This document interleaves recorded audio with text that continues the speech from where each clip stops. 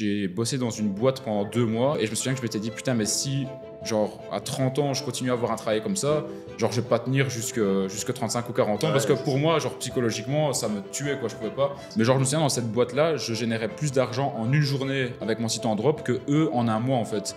Et c'était ouf, genre je faisais genre 7 000 € de chiffre d'affaires en un jour. Même le patron il me croyait pas, il me disait c'est quoi ça?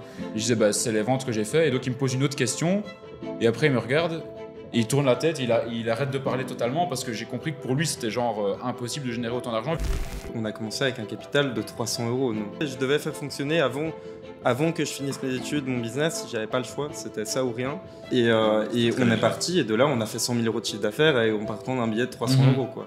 Bon là j'ai sorti mon téléphone et j'ai sorti le dashboard et j'ai fait ben voilà.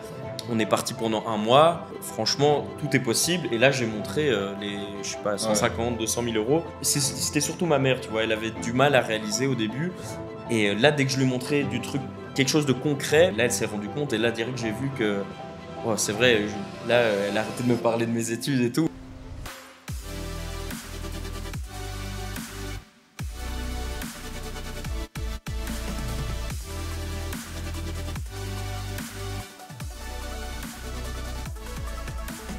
Salut les gars, en tout cas merci d'avoir accepté mon invitation aujourd'hui dans ce podcast. On a passé l'après-midi ensemble, plus ou moins, on a se faire un petit paddle du coup sur Marbella. Ça fait plaisir de vous avoir. Bon Martin, on avait déjà fait du coup un podcast ensemble et avec vous deux, c'est la première fois du coup dans le podcast et c'est aussi la première fois qu'on se voit. On s'est vu donc hier à l'aéroport de Malaga pour la première fois. En tout cas, c'est un plaisir d'avoir mes compatriotes belges ici en force. La Belgique en force. Voilà, tous ensemble. Et moi, j'ai décidé en fait de vous proposer de faire ce podcast parce que il y a quelques mois, j'ai fait mon premier podcast vraiment axé dropshipping avec Alex Elfi-Ali que vous connaissez. Et en fait, ça avait vraiment super bien marché. Les gens avaient kiffé et en fait, les gens ont posé plein de questions. On l'a vu aussi, on est là pour le mastermind. Dans le mastermind, la plupart des gens qui viennent, c'est des gens qui font du e-com aussi, qui font du drop. Et on voit ici qu'on est vraiment dans une nouvelle vague en fait, de dropshipping, que ça repart vraiment à fond et qu'on en parle de plus en plus. Même moi, sur les réseaux, genre, pendant plusieurs moments, je recevais plus trop de questions e-com de temps en temps, mais sauf qu'ici, maintenant, c'est devenu vraiment de nouveau un gros boom. Et donc, je me suis dit, franchement, qui de mieux que vous, vu qu'on est les premiers arrivés sur Marbella ici pour le mastermind, de vous proposer de faire un podcast, qu'on en discute, de savoir un petit peu, voilà, c'est quoi votre vision du drop aujourd'hui, qu'est-ce qui fonctionne encore, qu'est-ce qui fonctionne mieux qu'avant aussi. Donc, moi, je vous propose qu'on commence par le premier sujet. Il y aura plusieurs sujets à aborder, on va le faire un petit peu au feeling, etc. J'ai parlé d'une chose, de la nouvelle vague du drop. Du coup, je vous propose qu'on parle de ça en premier. Bon, Martin, on avait déjà fait un podcast ensemble, mais je ne sais pas, peut-être Alex ou Max, vous pouvez peut-être commencer à dire comment est-ce que vous voyez la chose par rapport à la nouvelle vague du drop. Qu'est-ce qu'il y a de différent par rapport à avant? Comment est-ce que vous voyez la chose à ce niveau-là, quoi? Du coup, en général, le dropshipping, il évolue chaque année, mais le principe reste le même. C'est toujours, on recherche des produits. Derrière, le marketing, il va se faire de la même façon. On teste des nouvelles stratégies, mais ça, c'est comme dans tout, ça évolue dès que tu es dedans. Mais celui qui va commencer maintenant, le drop, pour moi, il aura peut-être besoin d'un peu plus de budget pour commencer. Plutôt que nous, quand on avait commencé en 2019, on pouvait commencer avec peut-être 1000, 1005. Maintenant, il faudrait peut-être prévoir 3000, 4000 € pour pouvoir commencer correctement, mais ça reste toujours faisable, c'est toujours aussi accessible qu'avant, quoi, pour ma part. Ouais. Et par rapport à cette nouvelle vague-là, enfin vous, je sais pas, ça fait combien de temps que vous êtes dans le e-com environ, du coup? Du coup, moi, c'est depuis 2019. Ok, ouais, donc ça fait déjà un moment quand même, ouais. Ça fait un moment. Toi, ça fait combien de temps?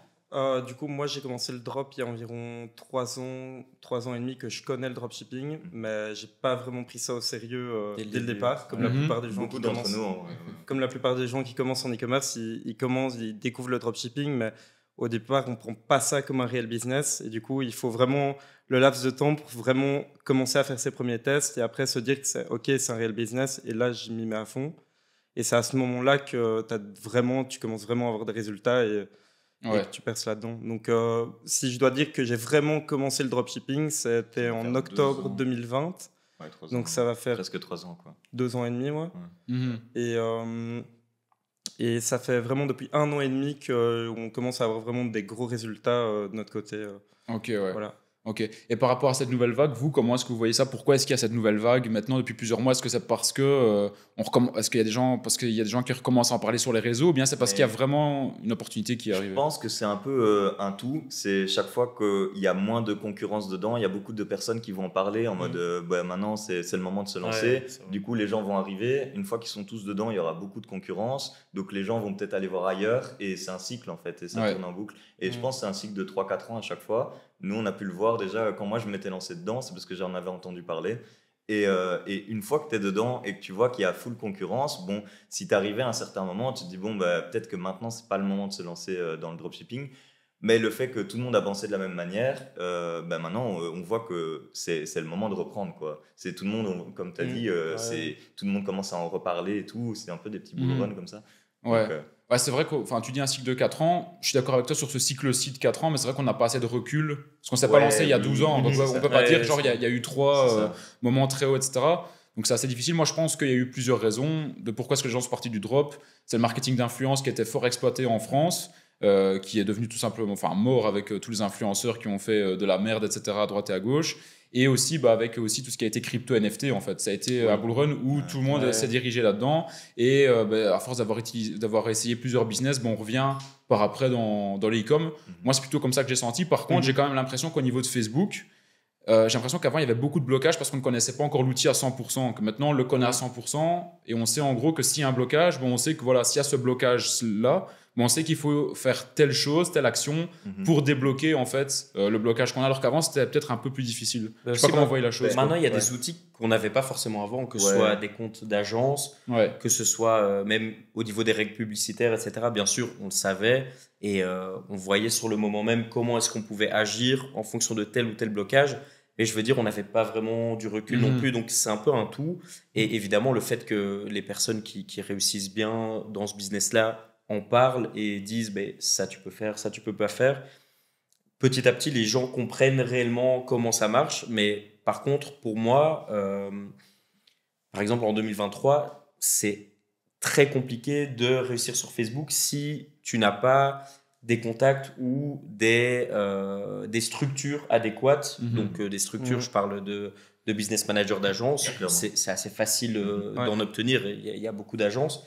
Et ça coûte pas non plus des centaines de milliers d'euros, mais il y a quand même des petits trucs qui facilitent l'accès ou non. Et du coup, c'est ça, pour revenir au budget que tu disais, c'est ça qui fait qu'il faut avoir peut-être un petit peu plus de budget. C'est une autre barrière d'entrée, quoi. Pour pouvoir justement mettre ce setup dès le départ. Ok, ouais. Donc par exemple, pour tous les débutants qui nous écoutent et qui se demandent combien de budget il faut, donc toi, tu te dis qu'il faut plus de budget au départ pour justement pouvoir accéder directement à un service plus premium pour pouvoir commencer sur de meilleures bases, c'est-à-dire avec un compte agence, etc. Il faudrait mieux, parce que si on commence comme à l'époque et tout, où nous on avait commencé avec nos propres comptes et tout ça, je pense que de nos jours on se fait beaucoup plus ban facilement et ça pourrait vraiment démotiver la personne derrière à essayer.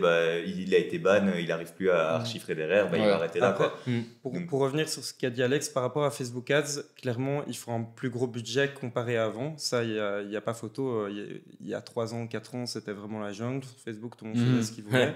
Mais par rapport à la vague du dropshipping, il y a clairement de nouvelles opportunités qui sont ouvertes. Il n'y a plus que Facebook. Avant, il y a 3 ans, les gens étaient centrés. Ils vivaient que pour Facebook. Il n'y avait que Facebook qui était pour eux le dropshipping. Moi, d'ailleurs, quand j'ai commencé, on avait fait 100 000 euros de chiffre d'affaires la première année où on a fait. Pendant 1 an et demi, on a eu des problèmes Facebook. On n'avait pas les contacts, on n'avait aucune manière de... Je pense qu'on aurait pu investir, mais à ce moment-là, on n'avait pas le mindset où on s'est dit de l'argent, etc. Donc voilà, on restait dans notre zone de confort. Il n'y a que Facebook. Et donc pendant 1 an et demi, allez, je vais dire 1 an, 1 an et demi, on n'a plus rien fait. Il n'y avait plus rien qui tournait. On vivait sur les 100K qu'on avait fait. Et après, c'est vraiment ça. Ça fait 3 ans qu'on a fait du drop. Pendant 1 an et demi, on n'a rien fait parce qu'il n'y avait que Facebook. Mais on a découvert des nouvelles opportunités, des nouvelles manières de faire du dropshipping. Parce qu'il n'y a pas qu'une seule et une unique manière de réussir en dropshipping. Il y en a vraiment des centaines de différentes. Chacun fait son propre chemin. Et donc, il n'y a pas que Facebook. Il y en a qui réussissent vraiment bien sur Pinterest. Par exemple, nous, on fait du Pinterest depuis 1 an et demi maintenant. Il y en a qui font bien du Google, Native Ads, etc. Donc, je pense que le budget de 4 000 euros, c'est vraiment pour ceux qui se lancent sur Facebook, même Google, je dirais. Mais pour d'autres vecteurs de trafic, il faut moins, ça peut être moins. Donc, tout dépend de la stratégie des personnes. Par exemple, il y a des gens qui font très bien et qui sont très bien formés en SEO. Il ne faut pas un budget de 4 000 € du tout pour commencer en dropshipping. Il faut beaucoup moins. Pour la généralité des personnes, ça pour une masse. C'est ça. Donc ça dépend vraiment de la stratégie que vont adopter les personnes en fait. Ouais, je vois. Mais tu parlais d'un point intéressant. Tu disais que vous avez arrêté, donc vous êtes associé. Ouais. Vous avez arrêté pendant 1 an et demi de faire du drop, c'est ça? On n'a pas arrêté, c'était pas un choix. C'est vraiment, on s'était associés et on commençait à bien tourner. On avait notre petite routine et tout ça. On lançait chaque fois des produits et tout. Et puis à un moment, on a été vraiment banni Facebook, mais genre violent. On pouvait faire tout ce qu'on voulait. Chaque fois, les comptes ils se relançaient. On était instant ban, donc on savait plus chiffrer. Et ça a duré des mois et des mois. Et comme on n'avait pas beaucoup de contacts et tout ça, on n'avait pas pensé à prendre des agences. Enfin, ça restait dans un coin de notre tête. Mais on se disait, si on commence à investir pour une agence et tout, on aura beaucoup moins de budget. On n'avait pas le mindset en fait. Ouais, c'est ça, on n'avait pas le mindset à ce moment-là. On disait, on va trouver par nous-mêmes et derrière, ça va aller. Et ça a été une grosse erreur parce qu'on a perdu énormément de temps du coup là-dessus. Et pour nous, c'est surtout qu'il n'y avait que Facebook dans notre tête. Ouais, c'est ça. Dropshipping égale Facebook Ads. C'est ça. C'était point à la ligne. Et genre, on a mis du temps à switcher sur autre chose. Parce qu'il nous a fallu trouver des solutions, du coup, sinon on n'aurait pas été là aujourd'hui à ce podcast. Et du coup. C'est ouf, mais d'ailleurs, moi j'ai un bon pote à moi que je vais rencontrer lors d'un mastermind à Dubaï. D'ailleurs, il se reconnaîtra peut-être si jamais il nous écoute. Et lui, c'est un truc de fou parce qu'il avait chiffré comme vous, je pense. Il avait fait genre 250K, c'était en 2020, je pense, ou 2019, juste en fait avant le Covid, genre 6 mois avant le Covid. Et là, en fait, il est retourné travailler dans un travail de salarié parce qu'il a eu blocage sur blocage sur blocage. Stripe qui a remboursé tous les clients à plusieurs reprises. Et donc, en fait, il se retrouvait en fait, avec de moins en moins d'argent sur son compte. Tout ce qu'il avait gagné, il a tout perdu. Et en plus de ça, il devait rembourser aussi un prêt qu'il a fait, enfin bref, un prêt étudiant, mais que tu sais rembourser, on va dire, ça peut peut-être choquer des gens, mais que tu sais rembourser facilement une fois que tu as ton business qui tourne. Sauf que lui, il était dans ce cercle vicieux, cet engrenage-là de se voir bloqué, de ne pas savoir comment faire. Et je pense qu'en fait, à partir du moment, c'est vraiment une question de mindset. Mais c'est vrai que quand tu es tout seul dans ton coin, que tu n'es pas non plus entouré, dropshipper aujourd'hui, on le voit, rien que vous trois, ici on parle encore avec d'autres personnes juste avant le podcast qui font du dropshipping aussi.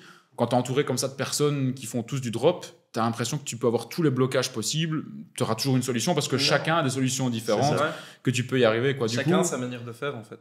C'est ça exactement. Et c'est vrai que quand on discute, etc., tu te dis, même si tu es bloqué, il y a toujours une solution. Compte agence, tu as des contacts un peu partout, tu sais te débloquer assez vite. Du coup, vous, comment vous avez fait en fait pour un moment vous dire on reprend et au niveau des blocages, on s'en fout, on va passer au-dessus de cette barrière-là. C'était quoi votre déclic? Comment vous avez fait en fait? Je pense juste que de base, quand on a les blocages et tout ça, on ne veut pas demander de l'aide parce que c'est un peu une question d'ego. Parce que tu vois les autres qui réussissent par eux-mêmes et tu dis j'ai envie de faire pareil. Mais il n'y a pas de mal à demander un peu d'aide et tout. Et nous, on connaissait déjà Martin de l'époque. On s'était rencontrés et du coup, on s'était tourné vers lui. Même lui nous avait conseillé les agences et tout ça. Derrière, il nous disait bien, c'est pas le moyen miracle, c'est pas pour ça que tu as chiffré derrière et tout. Mais au bout d'un moment, ça nous a permis. Je sais que Max avait regardé un peu des vidéos sur quoi, qu'est-ce qu'il pouvait faire et tout. C'est pour ça qu'il s'était lancé sur PIN. Et je sais qu'à l'époque, il m'avait rien dit. Il m'avait vraiment laissé dans le noir et tout, dans le déni et tout. Et il est arrivé, je pense, un mois et demi après, et il a fait ok, maintenant il y a un shop qui tourne parce que j'ai lancé Pinterest, j'ai lancé des trucs et tout. Et il avait vraiment fait ça dans le secret. Et derrière, ça m'a motivé. Et du coup, on a commencé à bosser. En gros, c'était tellement. On travaillait, on avait tous les deux des activités vu qu'on savait pas en vivre, puisque pendant 1 an et demi, il n'y a plus rien qui tournait, donc c'était compliqué. Donc et vous faisiez quoi du coup sur le côté? Moi, je continuais mes études, donc j'avais fait 3 ans de kiné avant, j'avais arrêté pour faire e-business à l'EFEC, à Bruxelles en Belgique du coup. Et voilà, du coup, je continuais mes études tant que je ne savais pas correctement vivre de l'e-commerce. Et voilà, et du coup, genre pendant l'année et demie où on n'a quasiment rien fait, après 1 an et demi, je me disais, au moment où je lui ai rien dit, je me suis dit, il n'y a pas que Facebook. J'ai eu le déclic, j'étais là. Il faut trouver une solution. Il faut trouver une solution, vraiment problème, solution. Facebook, ça va pas pour nous. Il faut trouver quelque chose. Donc, j'ai vraiment mis tous les vecteurs de trafic. J'ai regardé plein de vidéos. J'ai tout analysé. Je voyais des gens qui parlaient un peu de Pinterest niveau anglophone, personne francophone. J'ai regardé Snapchat, machin et tout. J'ai vraiment tout fait. Et après, je me suis fait, OK, je vais me mettre sur un seul truc et le faire à fond. Un truc où je me dis, il ne va pas avoir de blocage. Et du coup, j'ai choisi Pinterest. Je suis bien content d'avoir choisi cette plateforme et pas une autre. Vu qu'à présent, c'est la plateforme qui nous ramène vraiment 80% du chiffre d'affaires qu'on fait. Et, donc là, vous êtes toujours associé à eux. Donc là, ça fait encore l'heure actuelle. Et du coup, c'était en septembre. Donc en octobre 2021, on fait les 100K. Pendant quasiment 1 an et demi, on fait rien. En septembre 2021... Ah non, septembre 2022, je découvre du coup Pinterest. Pendant 3 mois... Non, 2021. Ouais, 2021. 2021, ouais, du coup. Pendant 3 mois, je charbonne la plateforme, je fais quelques trucs, je montrais à Alex, c'était pas folichon. Enfin, il y avait quelques chiffres, mais voilà, pour en vivre à 2, c'était compliqué. Ouais. Et c'est vraiment à partir de janvier que... Janvier 2022. On a compris la plateforme vraiment après 3 mois d'exploitation. On s'est formé un peu partout. On a fait nos propres tests. Et en janvier 2022, du coup, genre là, on a vraiment décollé sur la plateforme. J'étais toujours aux études, moi. Donc, c'était vraiment en mode... études, je finissais mon bachelier, j'étais en 38 heures semaine chez Midi Market, payé 0 € en Belgique. Pour un stage. En Belgique, on n'est pas payé, voilà. Je sais pas si vous connaissez, non Martin? T'as déjà fait un stage? Non. Je travaillais dans un supermarché, mais c'était pas un stage. Il embauche les stagiaires. Vous avez fait beaucoup de stages, vous d'ailleurs, en parlant de ça, parce que ça c'est intéressant aussi. Il y a beaucoup de gens. Moi, j'ai pas été loin, je me cherchais beaucoup pour les études, j'essayais un peu de voir, j'ai jamais eu d'idée précise de ce que je voulais faire, mais je savais que je voulais pas travailler pour quelqu'un, parce que chaque fois quand je voyais les inconvénients que tu avais et tout, tu peux pas décider de faire ce que tu veux quand tu veux. Donc je me cherchais un peu et j'avais été dans une branche où tu avais beaucoup de portes ouvertes à la fin, donc j'avais fait ingénieur de gestion à l'UCL. Et derrière, ça m'a pas plu et tout, j'ai fait ça pendant 2 ans, puis je suis parti en e-business, mais je chiffrais déjà à ce moment-là en e-com, mais je parle de chiffrer, je faisais du 400 ou 500 par jour, donc ça me permettait juste un peu de vivre, mais je voyais que c'était possible et tout ça. Et après ça, j'ai totalement arrêté, quoi. Ouais. Et toi, tu avais fait un stage ou pas? Enfin, ouais, du coup, tu avais fait celui-là. C'était mon stage chez Mini Market à la fin de ma 3e année de e-business. Et donc, c'est au moment où on commençait à chiffrer en drop. Et je faisais 38 heures semaine. Je faisais vraiment toute la journée, payé 0 €. J'avais un TFE à rendre. Et en même temps, on charbonnait nos boutiques à 2. Il avait vraiment des journées abusées parce que, genre, c'était vraiment la pire période de ma vie. Je le dis, c'est la pire période de ma vie. Mes parents, je rentrais, j'avais la tête comme un seau et je mangeais vite fait le repas qu'ils m'avaient préparé. Je remontais, je restais même pas en famille, quoi. Je remontais, je devais faire fonctionner avant que je finisse mes études, mon business. J'avais pas le choix, c'était ça ou rien. Et du coup, je remontais et ça a payé vu que les 4 premiers mois sur PIN, on a fait 450 000 € de chiffre d'affaires. Je pense que c'est un truc comme ça. Et après, ça a fait que exponentiellement. Et quand tu as voulu absolument réussir, c'est justement parce que tu te sentais vraiment pas bien dans la vie que tu avais avec le stage et le TFE que tu avais à rendre. C'est parce que tu étais vraiment frustré de ça ou c'était pour une autre raison que tu voulais te... C'était surtout que j'arrivais à la fin de mes études et que je savais que mes parents sont dans le salariat. Voilà, ils voulaient que je fasse des études parce que c'est quand même important si tu n'as rien derrière. Mais je voulais déjà me prouver à moi-même que j'en étais capable et... prouver à mon entourage, à mes parents qu'il y a moyen de réussir autrement qu'en faisant du salariat. Et voilà, donc je me disais, c'est la dernière ligne droite, vu qu'après, je savais que j'allais devoir trouver un boulot. Si je n'avais pas les capacités de chiffrer, mes parents n'allaient pas m'héberger alors que je ne fais pas d'argent, etc. à vie. Donc c'est aussi la situation te frustrait quand même. Enfin, tu voulais pas rentrer dans ce monde-là, tu voulais créer ton propre truc, quoi, c'est ça. Voilà, c'est ça. Je voulais pas rentrer dans le monde du salariat et surtout si tu rentres dans le monde du salariat alors que t'as encore rien. Enfin, moi je trouve les gens qui disent que quand tu fais des études, il faut attendre. Genre tout mon entourage me disait toujours attends la fin de tes études et puis fais ton truc. Mes profs me le disaient, mes amis me le disaient et mes parents me le disaient. C'est le pire conseil du monde. Ouais. Pendant tes études, tu fais en parallèle. Parce que quand tu commences à rentrer dans le monde du salariat et que tu as un boulot, tu commences à emménager avec ta copine, machin et tout, lancer un business, c'est possible. Hein, je dis pas, il y a des personnes qui savent le faire, mais c'est beaucoup plus compliqué. Quand tu es chez tes parents, ta maman te fait ta lessive, voilà, etc. Enfin, tu es chez tes parents, tu es dans ton confort, tu es dans tes études, tu peux gérer ton temps comme tu veux, tu n'as pas un métro boulot dodo. Ouais. Donc voilà, tu as plus de temps libre et tu sais gérer ton temps comme tu veux. Donc c'est le meilleur moment pour lancer un business selon moi. Ouais. Et toi, jamais de stage, du coup, Martin? Non, jamais de stage. Tranquille à la maison, du coup. Mais moi, j'ai commencé assez tôt, justement, en parallèle de mes études. Et c'est ça qui m'a permis de ne pas devoir passer par cette étape-là. Ouais. Et même, je ne me suis jamais vu travailler pour quelqu'un et être vraiment à ses ordres gratuitement et tout. Ouais, mais c'est vrai que vraiment un truc. Toi aussi, tes parents sont entrepreneurs, quoi. Ouais, mon père est entrepreneur, donc ça m'a facilité d'une certaine manière parce que je l'ai toujours vu faire comme ça. Toujours vu travailler, etc. aussi. Ouais, beaucoup. Quoi. Ouais, vraiment tard le soir. Moi, c'est vrai que pour continuer dans l'histoire du stage, je vous pose la question parce que moi, ce qui m'a fait vraiment réaliser justement que je voulais absolument pas rentrer dans cette matrice et être en mode métro, boulot, dodo, être crevé et tout. Moi, dès 16 ans, en fait, mes parents m'avaient dit, ils m'avaient pas obligé, mais ils m'avaient fortement recommandé de faire des stages. Et en gros, des stages plus aussi travail étudiant. Mais bon, donc travail étudiant, tu gagnes de l'argent, mais tu gagnes que dalle. Sauf quand tu as 16 ans, tu es content, tu gagnes, je sais pas combien tu gagnes. Ouais, un truc comme ça, pas grand chose. Et je me souviens que j'avais fait un stage dans l'entreprise où mon père travaillait. Mon père travaillait dans tout ce qui est géomètre, architecte, etc. Et donc, il travaille dans une boîte où tu as des ouvriers qui vont sur chantier et tout. J'avais fait un stage là-bas de 2 semaines. Et franchement, je le faisais juste pour faire plaisir à mes parents, mais je m'en foutais de l'argent que je gagnais parce que je savais même pas ce que j'allais faire avec après. Et genre, c'était horrible, quoi. Genre, le matin, j'avais 1 heure de route, je me souviens, je devais me lever à 6 heures pour y aller. Et j'allais même pas sur chantier, je devais ranger des phares, donc rien à voir. C'est même pas le travail le plus difficile. Mais genre, je rentrais de la journée à 17h, 18h, je rentrais, j'étais éclaté. Et après 2 semaines, je me dis, c'est enfin terminé. Et là, mon père, il me dit, c'est top, ils vont te re-signer pour 2 semaines de plus. Et genre là, moi, je me disais, putain, mais ça va être horrible. Et je me souviens que je m'étais dit, putain, mais si, genre, à 30 ans, je continue à avoir un travail comme ça, genre, je vais pas tenir jusque 35 ou 40 ans. Parce que pour moi, genre, psychologiquement, ça me tuait, quoi, je pouvais pas. Et donc, j'avais besoin de trouver un moyen un moyen en gros où j'allais faire de l'argent mais sans devoir avoir un travail physique, quoi, juste un travail plus mental derrière un ordinateur, etc. Et donc ça m'a fait prendre conscience de beaucoup de choses. Après j'ai fait j'ai travaillé chez un notaire, etc. C'était un peu pénible où tu devais ranger des documents et tout. Enfin bref, et donc moi c'est vrai que les stages et les travails étudiants, ça m'a fait prendre conscience de vraiment beaucoup de choses. Et notamment celui qui m'a fait le plus péter les plombs, ça a été un travail que j'ai fait en 2e année de communication. Et là, j'ai bossé dans une boîte pendant 2 mois. Et ça, c'était vraiment le moment où je me suis relancé en dropshipping à fond, en fait. Et c'était une boîte de communication, mais franchement, pas ouf. Ils avaient peut-être 2 clients ou 3 clients par mois. Mais c'était vraiment des petits clients, quoi. Ils chiffraient pas beaucoup. Et je me souviens, et je dis pas du tout ça genre pour... vanter que tu te fais de l'argent, etc. Mais genre, je me souviens, dans cette boîte-là, je générais plus d'argent en une journée avec mon site en drop que eux en un mois, en fait. Et c'était ouf, genre, je faisais genre 7 000 € de chiffre d'affaires en un jour.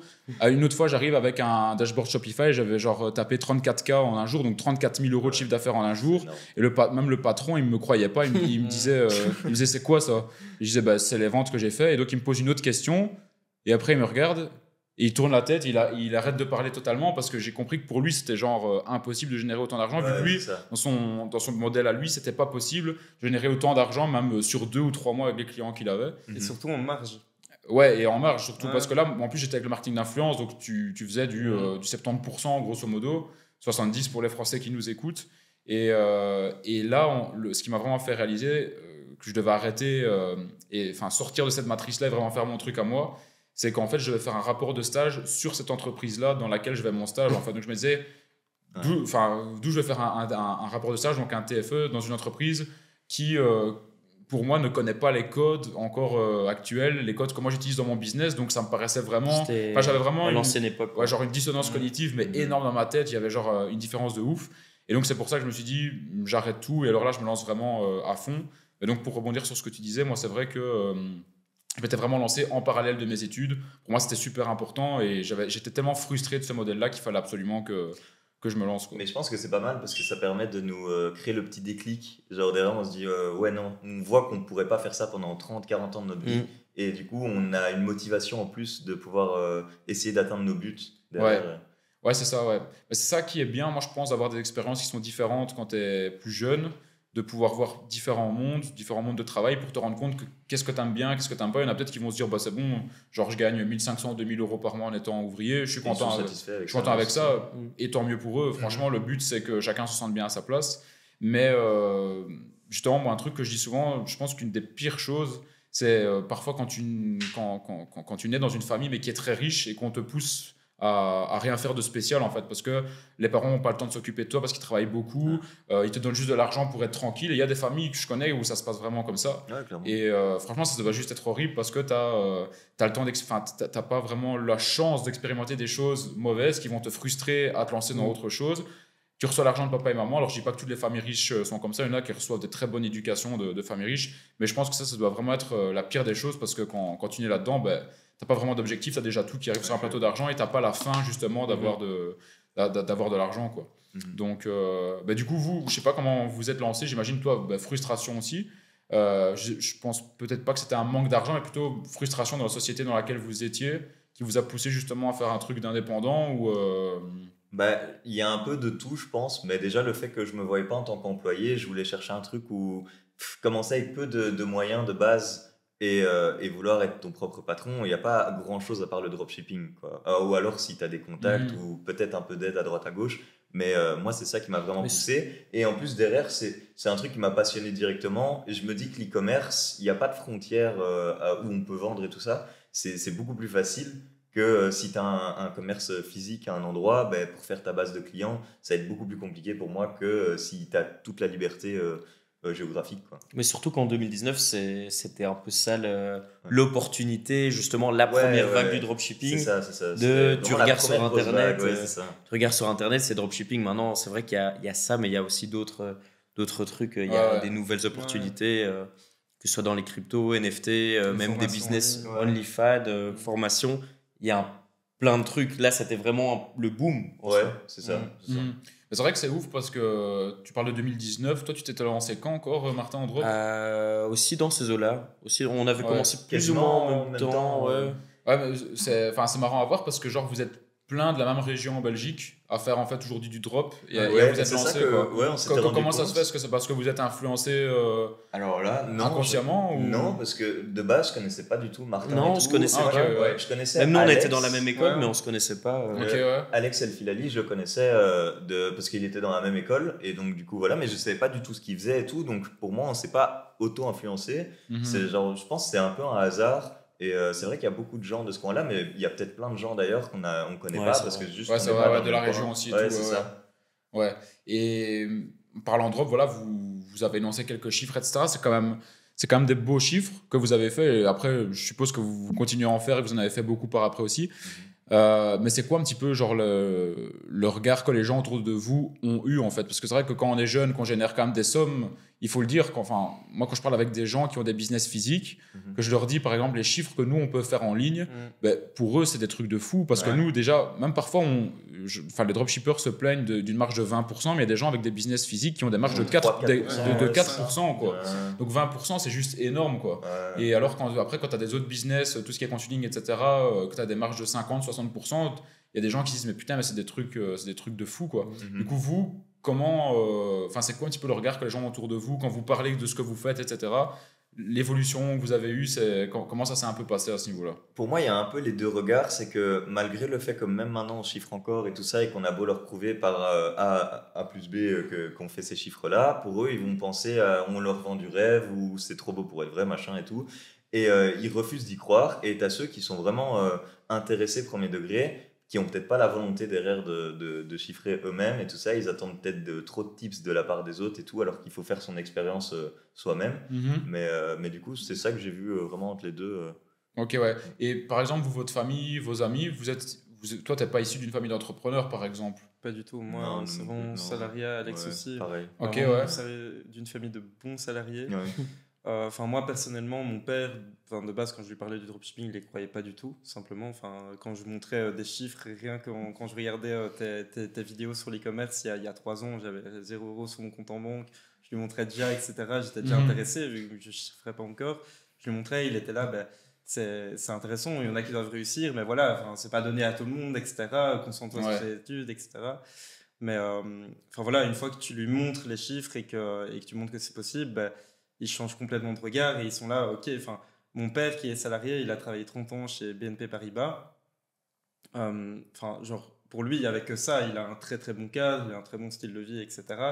Mais quand je lui montrais des chiffres qu'on peut réaliser à notre âge en aussi peu de temps, quand tu es dans le salariat, pour avoir un bon salaire, il faut quand même rester longtemps dans la même boîte et voilà, être un bon élément de la société, quoi. Et nous, en l'espace de 2 ans, je faisais le double de son salaire, limite. certains mois. Et toi, du coup, Martin, c'est intéressant d'avoir la différence. Toi, tu es plutôt issu d'une famille d'entrepreneurs. Toi, ça a été quoi, en fait, le regard de ton père, qui lui avait l'habitude de gérer un business, j'imagine, d'avoir des clients, etc. Mais de te voir, toi, générer de l'argent, et surtout de l'argent rapide, en fait, c'est ça. Mais c'était compliqué parce qu'au début, j'en parlais pas trop. Justement par crainte de qui me juge ou quoi que ce soit. Je veux dire, c'est nos proches, ils nous aiment, ils veulent notre bien, donc on va leur dire un truc, ils vont se dire ouais c'est bizarre, un truc qui vient d'internet, tu vois des vidéos sur YouTube, tu comprends pas trop ce qui t'arrive, ça peut être du bullshit au final, tu vois. Et moi je me rappellerai toujours, c'était il y a 2-3 ans. On était parti justement avec Alex, on était parti à Porto. Pendant un mois, on s'était vraiment focus à fond.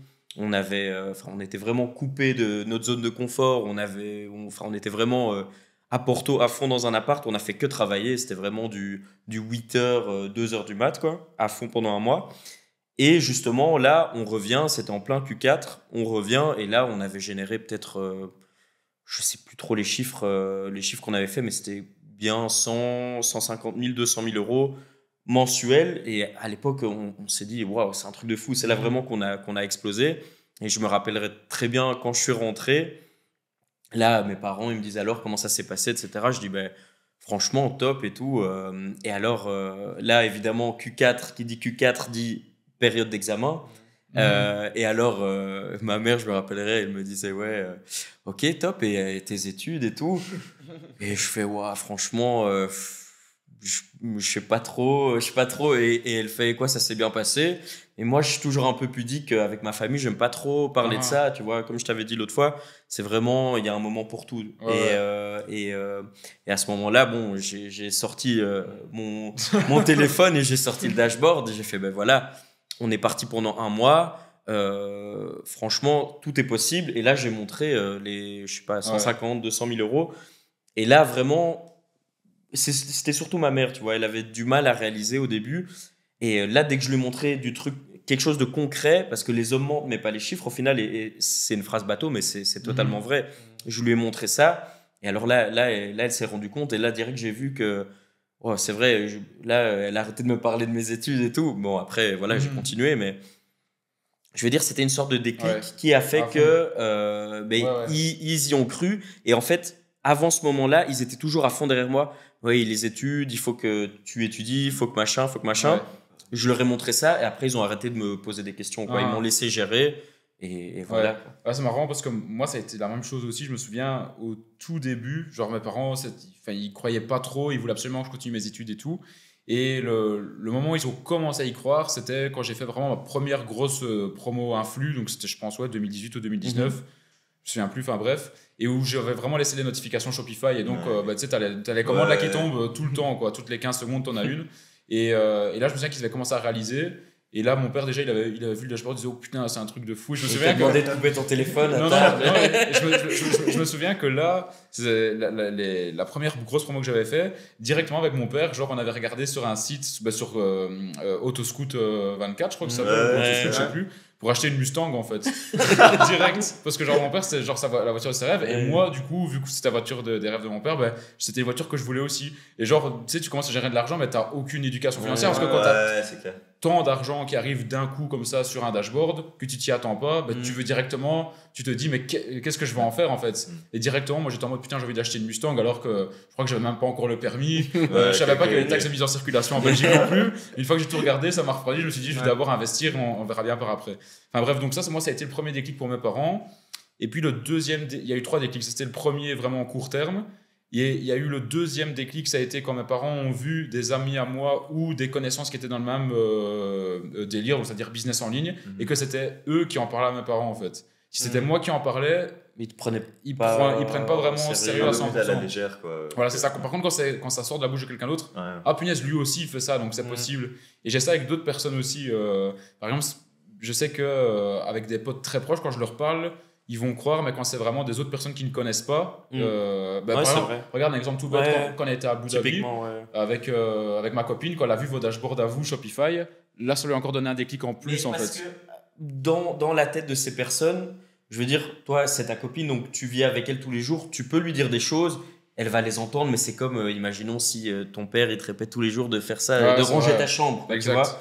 Mais après, s'il y a un pote à toi qui arrive dans ta maison et il voit que ta chambre elle est dégueulasse, il va dire déconne pas, tu vois. Et c'est un peu la même chose dans le sens où toi tu lui dis tous les jours, mais elle se rend pas spécialement compte. Mais après, quand elle voit quelqu'un qu'elle connaît pas du tout, on a passé des bons moments à Dubaï, etc. Elle voyait très bien que voilà, on s'en sortait. Et du coup, elle a vu de ses yeux que c'était possible par une autre personne qu'elle ne connaissait ni d'Ève ni d'Adam. Et de là, ça l'a motivée, quoi. Exact, ouais, à fond. Mais c'est un peu une réaction logique des gens parce que je sais que quand moi j'avais commencé, je connaissais pas encore Max. Tout ce que j'avais comme preuve, on va dire, c'était des vidéos des gens et tout. Et au final, ça peut juste être du bullshit, comme tu avais dit avant, tu vois. Tant que t'es pas dedans et que t'as pas des connaissances qui font pareil, tu te dis en vrai, il peut inventer tout ce qu'il veut, t'es prêt à le croire. D'ailleurs, ma mère, elle pensait vraiment que je m'étais fait prendre dans une arnaque parce que t'arrives et t'as des vidéos en mode je fais 50 000 ou 100 000 en un mois. Ma mère, elle me fait non, enfin, c'est n'importe quoi. Et derrière, elle me voit dépenser tout mon argent, elle me fait ça y est, c'est pris dans une arnaque, tu vois. Donc, moi, c'est ça qui a été très dur à faire comprendre à ma daronne. Mais une fois qu'elle a vu que c'était possible, que j'avais fait des résultats et tout, déjà rien que pour moi, c'était en mode ok, je sais que là maintenant j'ai eu une vente, donc je sais en faire plusieurs. Et ma mère a su qu'à partir de ce moment-là, ça pouvait être bon, quoi, tu vois. Ouais, c'est ça. Exact. Et pour revenir là-dessus, comme tu disais, donc il y avait le déclic le numéro 2 quand tu vois des gens qui le font. Le déclic numéro 3, je crois que c'est vraiment le temps, en fait. Au plus tes parents vont te voir évoluer, ou bien ton entourage aussi, tu vas commencer à investir ton argent, ou commencer à voyager aussi, mettre des photos à l'étranger. Pas qu'une fois en été, mais en fait plusieurs fois dans l'année. Les gens ils vont se dire putain, ou bien tes stories, t'es toujours parti. Ouais, donc là c'est vraiment possible. Ça existe vraiment, quoi. Mais c'est vrai que pour donner le déclic, c'est pas évident au début. Et ouais, moi je me souviens aussi que, tu parlais justement d'arnaque, que c'était tes parents qui croyaient que tu étais tombé dans une arnaque. Et moi, c'était un peu pareil aussi. Je me souviens quand je montrais genre des interviews ou quoi de gars qui étaient devenus millionnaires, c'était des vidéos YouTube. Genre mes parents, c'était en mode, c'est des trucs sectaires, c'est des sectes ou des trucs comme ça n'existe pas. Alors qu'en fait, ça existe, mais il faut vraiment le vivre pour. Ça. Mais surtout quand tu montres des personnes qui sont extérieures à ton entourage, etc. Clairement, c'est pas un bon argument. Enfin. Les personnes vont pas le prendre comme si c'était la réalité, tandis que, par exemple, nous, quand on chiffrait pas trop, je pouvais dire, genre, quand tu étais encore associé avec Alex, il habite vraiment dans ma rue parallèle à chez moi. Et donc, je lui disais, mais ils ont fait déjà des millions de chiffres d'affaires, je montrais, il regardait, il s'est acheté une nouvelle voiture, il s'est acheté justement la M2, la compétition.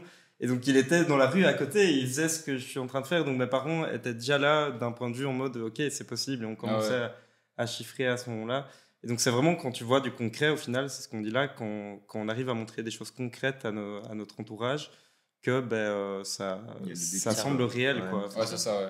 Et pour vous, est-ce qu'aujourd'hui, le fait de générer quand même pas mal d'argent dans vos business, etc., est-ce que vous trouvez que vous arrivez en fait, à connecter plus facilement avec des gens qui sont en fait dans ce délire-là de vraiment business, qui font du business en ligne, etc. Ou bien vous restez toujours avec votre entourage d'avant? Personnellement, moi, j'ai quand même l'impression qu'à un moment, tu commences à vraiment de plus en plus te connecter avec là, il y a la loi de l'attraction aussi, ça c'est quelque chose de naturel en fait, avec des gens qui sont dans le même mood que toi, le même état d'esprit, et tu respectes tes potes qui. Mais moi, tu restes toujours avec tes potes et tout. C'est comme tu disais tout à l'heure, vraiment en mode. Quand en fait t'as pas de la valeur à amener, nous on était dans ce style-là. Quand on n'avait pas de la valeur à amener, genre on savait que Martin et Alex faisaient déjà beaucoup d'argent de dropshipping et qu'ils habitaient dans notre entourage. Enfin, on pouvait vous capter et commencer à traîner avec vous. Vous nous aviez même proposé à un moment donné de l'aide et tout ça. Non, pas de l'aide, mais qu'on se voit, qu'on juste aller manger au resto. Et genre nous, par principe, comme on n'avait rien à amener aux autres, on ne voulait pas se sentir redevable. On restait du coup à ce moment-là où on chiffrait pas assez, où on n'avait pas un business assez stable. On n'élargissait pas notre réseau, j'ai envie de dire. Tandis qu'au moment donné où on avait vraiment de la valeur à apporter, par exemple avec Pinterest, etc., d'autres choses, et qu'on avait vraiment un business beaucoup plus stable, mais on s'est vraiment élargi, on a commencé à parler avec beaucoup plus de gens, même si je parlais quand même avec d'autres entrepreneurs, j'en suivais beaucoup, donc toi. Donc j'ai essayé d'avoir le maximum de valeur en business qui rentrait, mais j'allais pas déranger les gens, je me sentais pas assez haut, on va dire, pour pouvoir demander de la valeur, trop pousser la valeur aux gens. Mais je pense que ça dépend de la personnalité aussi. Parce qu'il y a des gens qui vont pas hésiter à poser full questions, et il y en a d'autres justement qui vont toujours plutôt se dire j'ai pas envie de déranger, je préfère le trouver par moi-même en fait avec le temps quoi. Donc, je pense que ça dépend de la personnalité. Il faut trouver un juste milieu dans tous les cas, mais aussi, je veux dire, en tant que débutant, t'as rien à perdre à aller juste demander aux gens. Si ça se trouve, le gars il te répond pas, il te calcule pas, bah ok, tant pis, tu passes à autre chose. Mais si le gars est super sympa, il va te répondre et ça va t'aider à aller vraiment super vite. Je veux dire, le nom, tu l'as déjà, mais si tu veux, tu peux aller demander à quelqu'un et t'as rien à perdre au final. Ouais, dans tous les cas, rien à perdre. Ouais, c'est clair. Bah, c'est comme ça qu'en vrai, Max et moi, on est devenus associés, parce qu'au tout début, quand il était venu me parler, je l'avais même pas calculé, tu vois. Et il était revenu derrière, et c'est ça qui est fou, et je me suis dit, ok, je vais lui répondre et tout, et au final, bah, ça fait une association de fou, quoi. Ok, parce que t'avais commencé avant lui, du coup. Ouais, j'ai commencé un peu avant. Et donc, il était venu pour demander des conseils et tout, mais c'était vraiment dans la phase où il y avait beaucoup de personnes qui venaient, alors que derrière, je faisais peut-être 200 ou 300 par jour. Je me dis, je suis pas quelqu'un pour donner des conseils, j'ai pas plus d'infos que toi, juste j'ai essayé, tu vois, c'est la seule différence par rapport à toi. Mais comme j'ai vu que Max, il insistait, genre, j'ai vu qu'il en voulait, et je me suis dit, bon, on peut juste aller boire un verre, on parle et ça fait un contact, quoi. Et souvent, c'est combien de fois on dit qu'il faut, c'est après genre la 7e fois que tu as demandé quelque chose à quelqu'un que ça se passe vraiment, que le gars accepte finalement en fait. C'est ça. Ouais, donc ça, c'est vrai, pas hésiter à demander. Hein. Souvent, c'est au plus tu toques à la porte, au plus tu as de chance que. Mais c'est ça, au pire, juste on te répond pas. Mais c'est ça, ouais. Et voilà, en fait, t'as rien à perdre. Ouais, on voyait quand même pas trop de DM Instagram. Et moi, je me demandais, vous, voilà, qui êtes dans le drop à fond, c'est vrai que toi, par exemple, Martin, qu'on était même à Abu Dhabi, etc., on n'avait pas encore fait de podcast ensemble, etc. Tu fais des super beaux chiffres. Encore une fois, félicitations pour ça. Merci. Aujourd'hui, le fait que tu vois qu'on refait des masterminds comme ça, qu'on parle de drop, qu'on fait des vidéos là-dessus, qu'on en parle sur les réseaux, etc. Est-ce que vous tous, enfin vous trois du coup, est-ce que vous n'avez pas peur justement qu'à un moment, il y ait de nouveau trop de concurrence? Ça, c'est la question qui revient tout le temps. Justement, j'ai mis une story en fait tout à l'heure sur Insta. Donc après, je vais prendre quelques questions les plus pertinentes justement, on va vous poser. Une question qui revient toujours, c'est est-ce qu'il n'y a pas trop de concurrence en drop? Donc moi, je vous la pose directement à vous. Est-ce que vous n'avez pas peur qu'il y ait trop de concurrence en drop? Au final, non, parce que ça, c'est aussi sur base de l'expérience. Il y a même, il y a beau avoir beaucoup de concurrence, il y a beaucoup de personnes qui vont pas savoir comment s'y prendre, elles vont mal s'y prendre et elles vont juste donner leur argent à Facebook ou enfin à ces agences publicitaires. Et moi, j'ai pas peur du tout de ça. Et moi, je trouve même que c'est plutôt quelque chose de positif parce que quand il y a de la concurrence, il y a des nouveaux efforts pour améliorer tout le marketing, le site et tout ça, et ça nous pousse vers l'avant, quoi. Donc moi, je le vois vraiment pas comme quelque chose de négatif, quoi. En fait, il y a très peu de barrières à l'entrée au dropshipping, donc il y a beaucoup de personnes qui le font, comme tu disais, mais au final, il y a vraiment tellement de stratégies et tellement de vecteurs de trafic que avant, il y avait vraiment tout le monde qui était sur Facebook, j'ai l'impression, tandis que maintenant, c'est beaucoup plus diversifié. Il y a même TikTok qui est arrivé depuis quelques années avec du TikTok organique, etc. Donc, tu as vraiment un panel de vecteurs de trafic que tu peux exploiter. Et donc, pour moi, il y aura toujours énormément de concurrence, vu qu'il n'y a aucune barrière à l'entrée. Tout le monde peut copier ce que tu fais et te lancer. C'est un business qui a une très faible barrière à l'entrée. Donc voilà. Mais au final, avec tes stratégies, avec l'expérience que tu développes sur le long terme, tu ne dois pas avoir peur de la concurrence. Et même quand tu lances des produits dans une certaine niche ou autre, s'il y a de la concurrence, c'est qu'il y a de l'argent au final. C'est qu'il y a moyen de faire du chiffre d'affaires. Et donc, mon père disait toujours, dans la vie, peu importe ce que tu fais, que tu sois salarié ou entrepreneur ou autre, il faut juste être moins con que les autres. Donc, la plupart des gens font les choses très simplement. Enfin, voilà, essayent de faire le minimum d'efforts. Et il faut juste être un peu plus intelligent que les autres et faire à sa sauce, quoi. Réfléchir plus loin que le bout de son nez, quoi. C'est toujours comme ça. Il faut pas inventer le nouveau Facebook. Faut pas réinventer la roue. C'est ça, exactement. Il faut jamais réinventer la roue. Tu regardes ce qui se passe actuellement et tu réfléchis un peu plus loin que les autres, ou bien tu fais un service qui est différent, un peu meilleur. Et il y aura toujours moyen de faire de l'argent, mais absolument dans dans tous les services, quoi. Hein. Il suffit juste en fait de se bouger et de ne pas avoir peur du regard des autres, d'avancer, etc. Souvent, c'est ça qui bloque aussi les gens, c'est le regard des autres, etc. Et le fait de se comparer aussi, ça c'est un truc qui revient énormément. Les gens se comparent, mais pour rien, parce que chacun a sa façon de faire, chacun a son rythme, ça sert vraiment à rien de se comparer au final. Il ne faut jamais se comparer, il faut s'inspirer des autres. Comme on parlait hier. Exactement. Et vous n'avez pas eu peur justement de ça, du regard des autres quand vous vous êtes lancé au tout début? Le regard des autres, non, je regarde toujours par rapport à moi parce que je me dis de toute façon c'est ma vie et je préfère vivre avec un échec plutôt qu'un regret. Donc je me dis que si je me lançais pas, surtout à l'époque où moi je m'étais lancé, c'était vraiment le nouveau boom. Donc je me dis si je teste pas maintenant, je vais regretter je sais pas combien de temps. Et au final, je sais qu'au tout début, la phrase déjà à l'époque qui se disait, c'est que le meilleur jour pour se lancer, c'est aujourd'hui et pas demain. Et ça n'a pas changé. Et au final, juste ceux qui vont se lancer maintenant, il faudra peut-être un peu plus d'efforts, mais ça reste très largement possible, quoi. Pour les 10 prochaines années, enfin même plus, on n'en sait rien, mais même plus, c'est un business qui continuera de prospérer selon moi. Et c'est un business qu'il n'y avait pas il y a 20 ans. Tu ne pouvais pas lancer un business comme ça avec aussi peu de capital, même si maintenant, en fonction de ce que tu exploites comme stratégie, il faut un peu plus, comme on a parlé au début du podcast. Mais enfin voilà quoi. Non, c'est clair, mais c'est vrai que quand tu regardes, même il y a 10 ans en arrière, je pense qu'il commençait à avoir les jeunes millionnaires d'Internet au tout début, mais aujourd'hui, c'est un truc de fou, quoi. Genre, il y a 20 ans, ça n'existait pas. Pour commencer à faire ton million de chiffre d'affaires, tu devais charbonner pendant des années.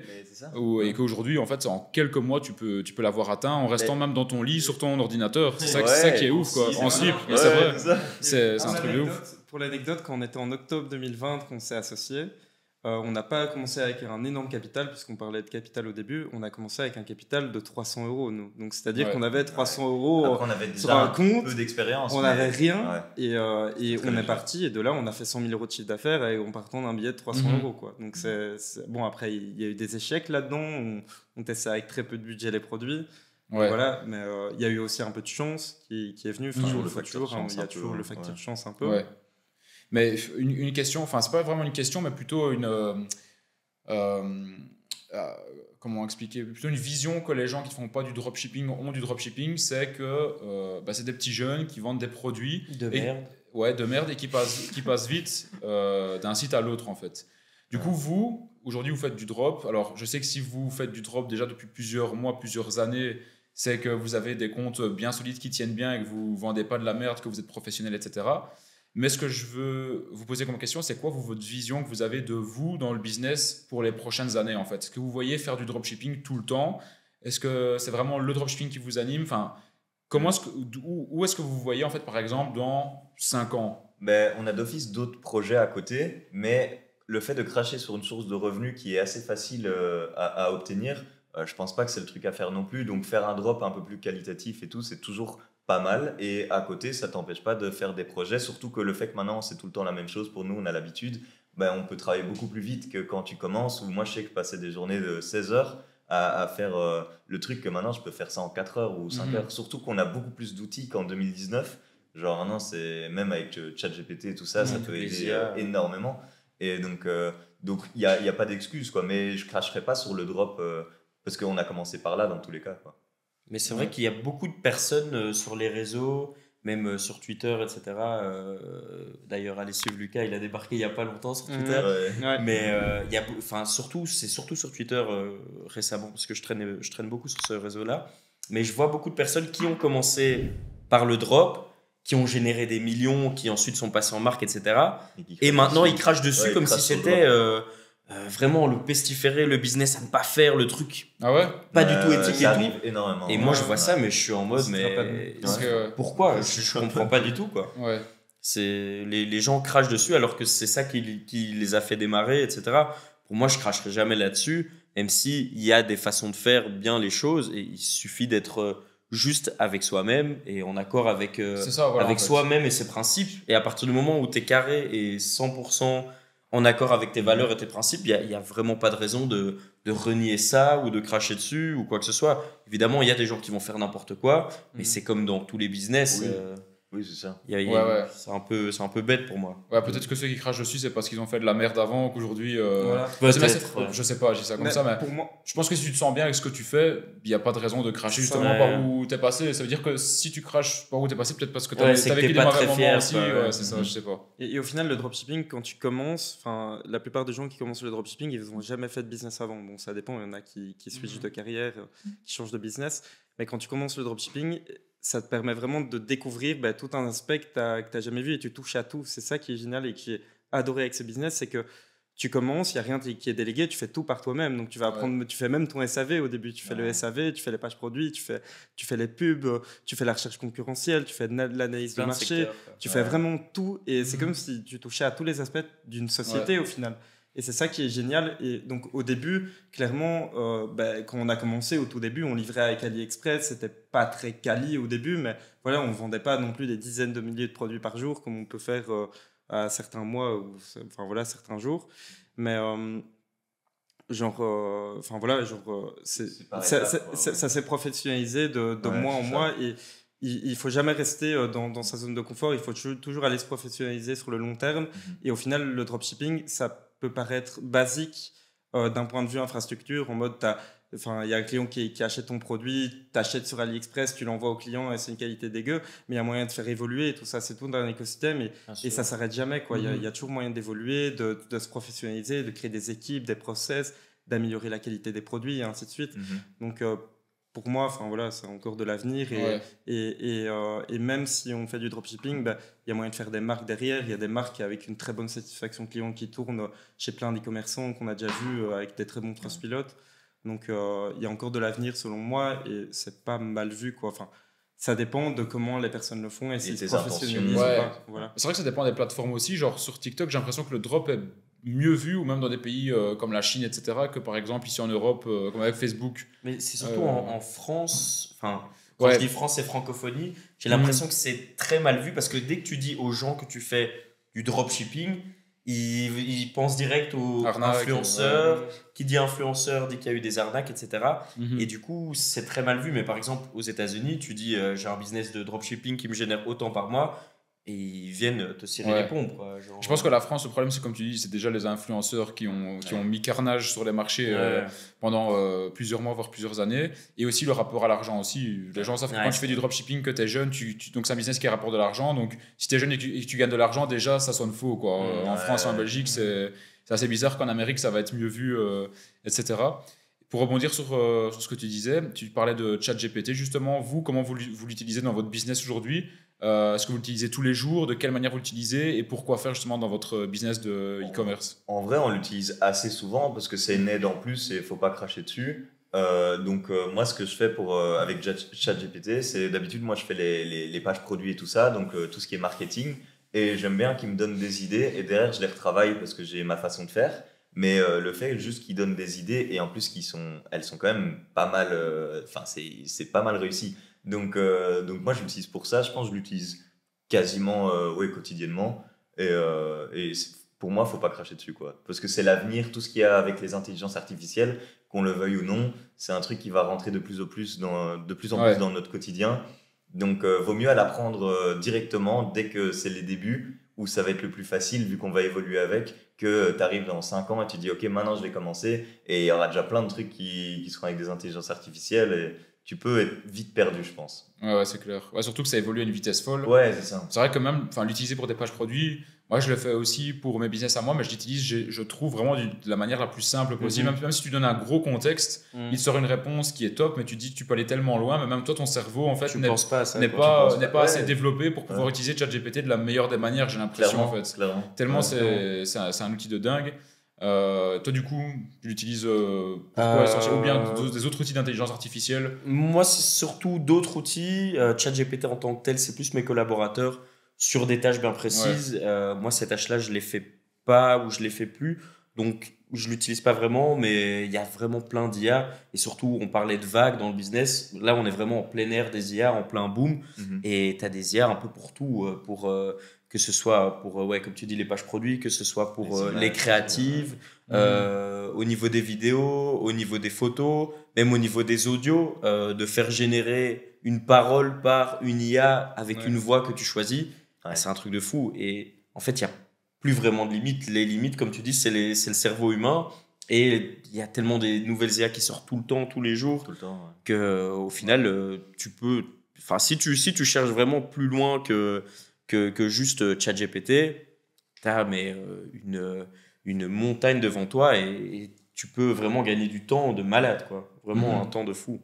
Ouais, mais c'est vrai que par rapport aux IA, là, on voit plein de gens qui commencent à lancer des business d'IA, en fait. Moi, je compare un petit peu l'IA maintenant à la période des NFT, où en gros, tout le monde voulait lancer son projet NFT. Ici, je vois quand même moins, parce que peut-être que les barrières d'entrée sont un peu plus complexes. Ouais, ça paraît plus complexe. Ouais.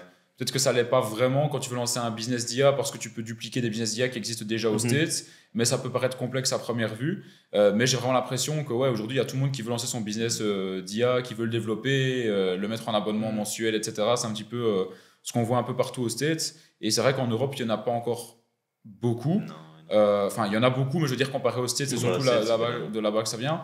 Mais du coup, juste petite parenthèse là-dessus, après on reviendra sur l'e-com, mais comment vous voyez ça du coup dans les prochains mois, prochaines années? Est-ce que vous pensez vraiment qu'après ça pourra remplacer, je veux dire, le travail d'un humain, voire d'un entrepreneur? Comment vous voyez ça, vous? Il y a beaucoup de personnes qui pensent justement que ça peut remplacer des personnes.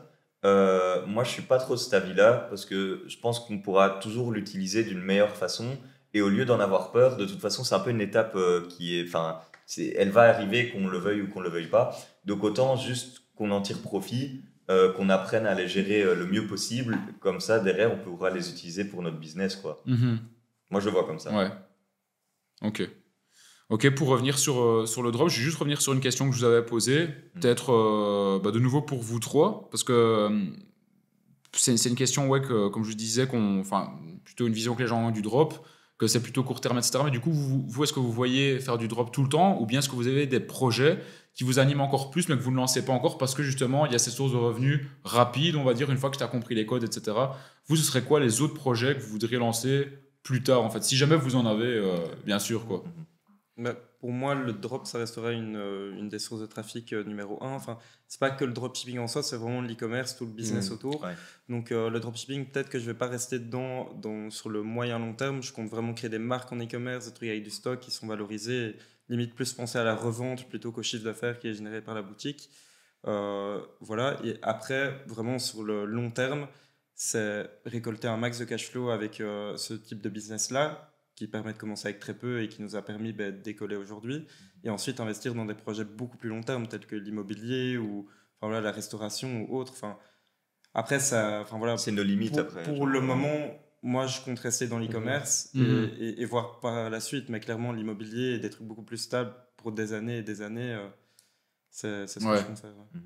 Ouais, toi Marc, du coup? Pour moi ça tourne toujours autour du digital, parce que pour moi, tu peux toucher le monde entier en étant aussi dans ta chambre, et pour la liberté. Ouais. Mais je veux dire, tu es dans ta chambre, tu peux être ici à Marbella, comme tu peux être en Belgique, comme tu peux être à Bangkok, comme tu peux être n'importe où. Tu peux être dans ta chambre en slip, concrètement. Il faut juste un Wi-Fi. Wi-Fi, un ordinateur, et tu peux toucher le monde entier. Et pour moi, le digital, c'est ça la grande force, c'est que vraiment, tu peux aller n'importe où dans le monde. Et alors, évidemment... dropshipping basique, etc. Ça c'est pas non plus le but ultime, mais le but c'est vraiment de créer des marques, et là c'est des process que je suis en train de mettre en place et de découvrir, et c'est même des nouveaux challenges, des nouvelles ambitions, etc. Et franchement c'est hyper excitant, quoi.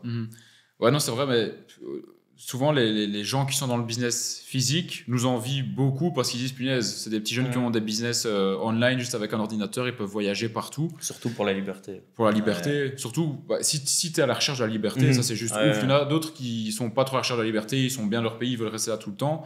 Mais c'est vrai que pour moi aujourd'hui, je suis vraiment dans la recherche inverse. C'est que j'ai commencé à investir dans l'immobilier et je me suis dit je vais continuer à le faire. Et là, si je veux, je pourrais encore le faire, je sais pas, en Belgique ou ici en Espagne. Et j'ai plus envie de le faire parce que investir dans l'immobilier, ça te rattache vraiment à des choses.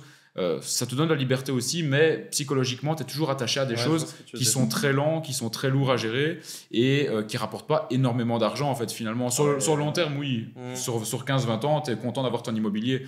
Mais quand tu vois sur le court terme, ce que tu peux faire en une journée avec l'e-com, par exemple, ou avec le business. En fait, tu es mieux à mettre ton cash flow là-dedans. C'était beaucoup mieux à mettre ton cash flow dedans, mais le seul truc, c'est que personne ne sait de quoi est fait l'avenir. Donc, c'est pour ça qu'il faut diversifier. Mais c'est vrai que avoir des business physiques, aujourd'hui, moi, c'est vraiment un truc que je ne voudrais pas. J'avais eu pas mal d'idées de business physique. Pareil dans la restauration, bar aussi, voiture, etc. que j'étais à 2 doigts de lancer, mais que finalement j'ai pas fait, et que je suis bien content de pas avoir fait, parce que finalement ta liberté elle est niquée.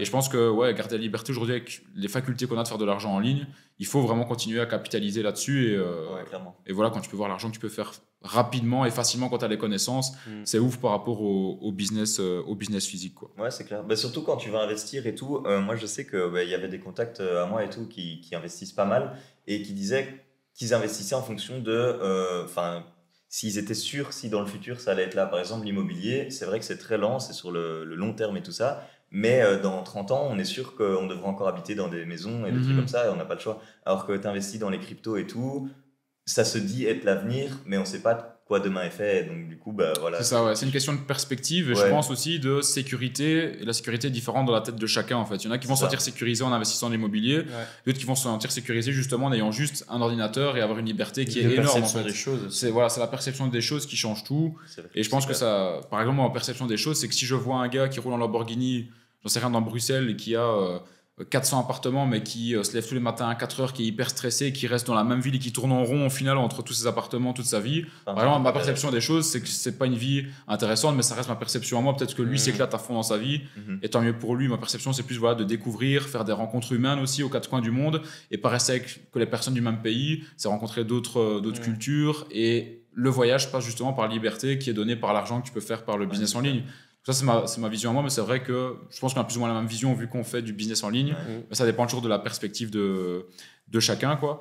Et c'est vrai que c'était Alex qui m'en parlait. Il disait, ouais, je comprends pas, genre, il habite du côté, enfin, je vais pas dire la partie exactement, mais dans une partie, on va dire, assez riche de Bruxelles. Il disait, quand je vois tous les gens qui roulent en Porsche, etc., qui ont le même business, qui tournent, où ils se remettent pas en question, qui ont 50 ans, je trouve ça un peu ouf, et que lui, il a son business en ligne, il est tout seul dans son coin, et il génère pas mal d'argent. Et tu dois rien à personne aussi. C'est ça, voilà, ouais. Ça, c'est une grande force. Exact. Et vous, on est tous belges. Comment vous voyez par rapport à la Belgique, par rapport au business, etc. Vous voyez continuer à développer vos business d'e-commerce en Belgique jusqu'à 50 ans, ou bien justement, je parle pas ici de comment dire, pas de fiscalité, mais plutôt de comment vous vous sentez dans le pays par rapport à un business que vous développez, par rapport au regard des gens, le pays dans lequel on habite. Comment vous vous sentez par rapport à ça ? La Belgique en soi reste quand même un très bon pays. Après, par rapport au regard des gens, moi je me dis, il faut jamais trop. Enfin, c'est toujours bien d'avoir un peu des avis de ce que les autres pensent de nous, mais il faut pas trop y prêter attention, quoi. Juste, tu fais quelque chose qui te plaît, tu as un business qui tourne bien, pardon. Tu dois pas regarder à mal justement là-dessus. Si tu as réussi, c'est que voilà, tu en as eu envie, tu as eu les bonnes idées au bon moment. Et moi, je regarderai pas par rapport à ça, quoi. Ok. Mais en fait, j'ai l'impression que beaucoup d'entrepreneurs vraiment dans le physique, mais du coup, par exemple en Belgique, qui sont cramponnés à la Belgique, sont un peu à l'ancienne. Et comme tu disais, ils ne se remettent jamais en question. Ils voient que, bon, après, évidemment, si la boîte tourne bien, etc., c'est aussi une sorte de sécurité de ne pas se remettre en question, de ne pas vouloir évoluer, de ne pas vouloir faire plus. Il n'y a pas tout le monde qui veut faire plus, etc. Bien sûr, ouais. Mais j'ai l'impression que c'est fort à l'ancienne dans ce sens-là, dans le sens où toutes les personnes qui ont 40, 50 ans, qui ont leur boîte, ne cherchent pas forcément à évoluer, ne cherchent pas forcément à tout exploser, etc. Et j'ai l'impression que ça, c'est vraiment propre au business physique dans les pays même, parce que les personnes dans le digital, etc., déjà sont au fait et sont au courant qu'il y a des opportunités sans cesse. Mais quand tu as un business qui est physique, je trouve que au bout d'un moment, s'il est bien développé, pour gagner plus de clients, ça va être une manière vraiment exponentielle de travail par rapport au rendement qu'il y a. Et je pense qu'ils préfèrent juste se stabiliser en mode, là j'ai une belle vie, je sais en profiter, j'ai pas besoin d'aller plus loin, parce que c'est beaucoup d'efforts pour aller trouver quelques clients en plus. Ouais, c'est vrai. Ouais. Ouais, c'est clair. Ici, par rapport à des questions qu'on m'avait posées aujourd'hui sur Insta, quelqu'un qui posait une question en fait, par rapport au type de produit qu'on vend, même type de produit sur Facebook et TikTok. Justement, vous faites du Pinterest. Est-ce que pour vous, les produits qu'on va vendre sur Facebook sont les mêmes qu'on peut vendre sur Pinterest et vice-versa ? Donc, c'est une question que je pose à chacun, quoi, du coup. Ouais, pour moi, ça peut le faire. Donc, clairement, il y a des produits qui vont s'adapter à toutes les plateformes, qui vont être vendus sur Google, Pinterest, TikTok, etc. Mais c'est juste la manière de le vendre et la manière de présenter le produit sur les plateformes qui va être totalement différente. Genre, la plupart des gens qui viennent de Facebook et qui viennent sur Pinterest et qui n'ont pas de résultats et qui disent ouais, j'ai essayé, etc. et ça n'a pas fonctionné, eh ben, en fait, ils font exactement ce qu'ils ont appris sur Facebook et ce qui fonctionne pour eux sur Facebook et ils le mettent sur Pinterest. Sauf que c'est pas du tout la même approche qu'il faut faire, quoi. C'est des visuels complètement différents. C'est une manière de parler à l'audience qui est complètement différente que sur Facebook, quoi. Ouais. Et au niveau même des pages produits, c'est une question que moi je vous pose personnellement. Au niveau des pages produits, est-ce que vous sentez que c'est les mêmes? Par exemple, les pages produits sur Facebook et sur TikTok.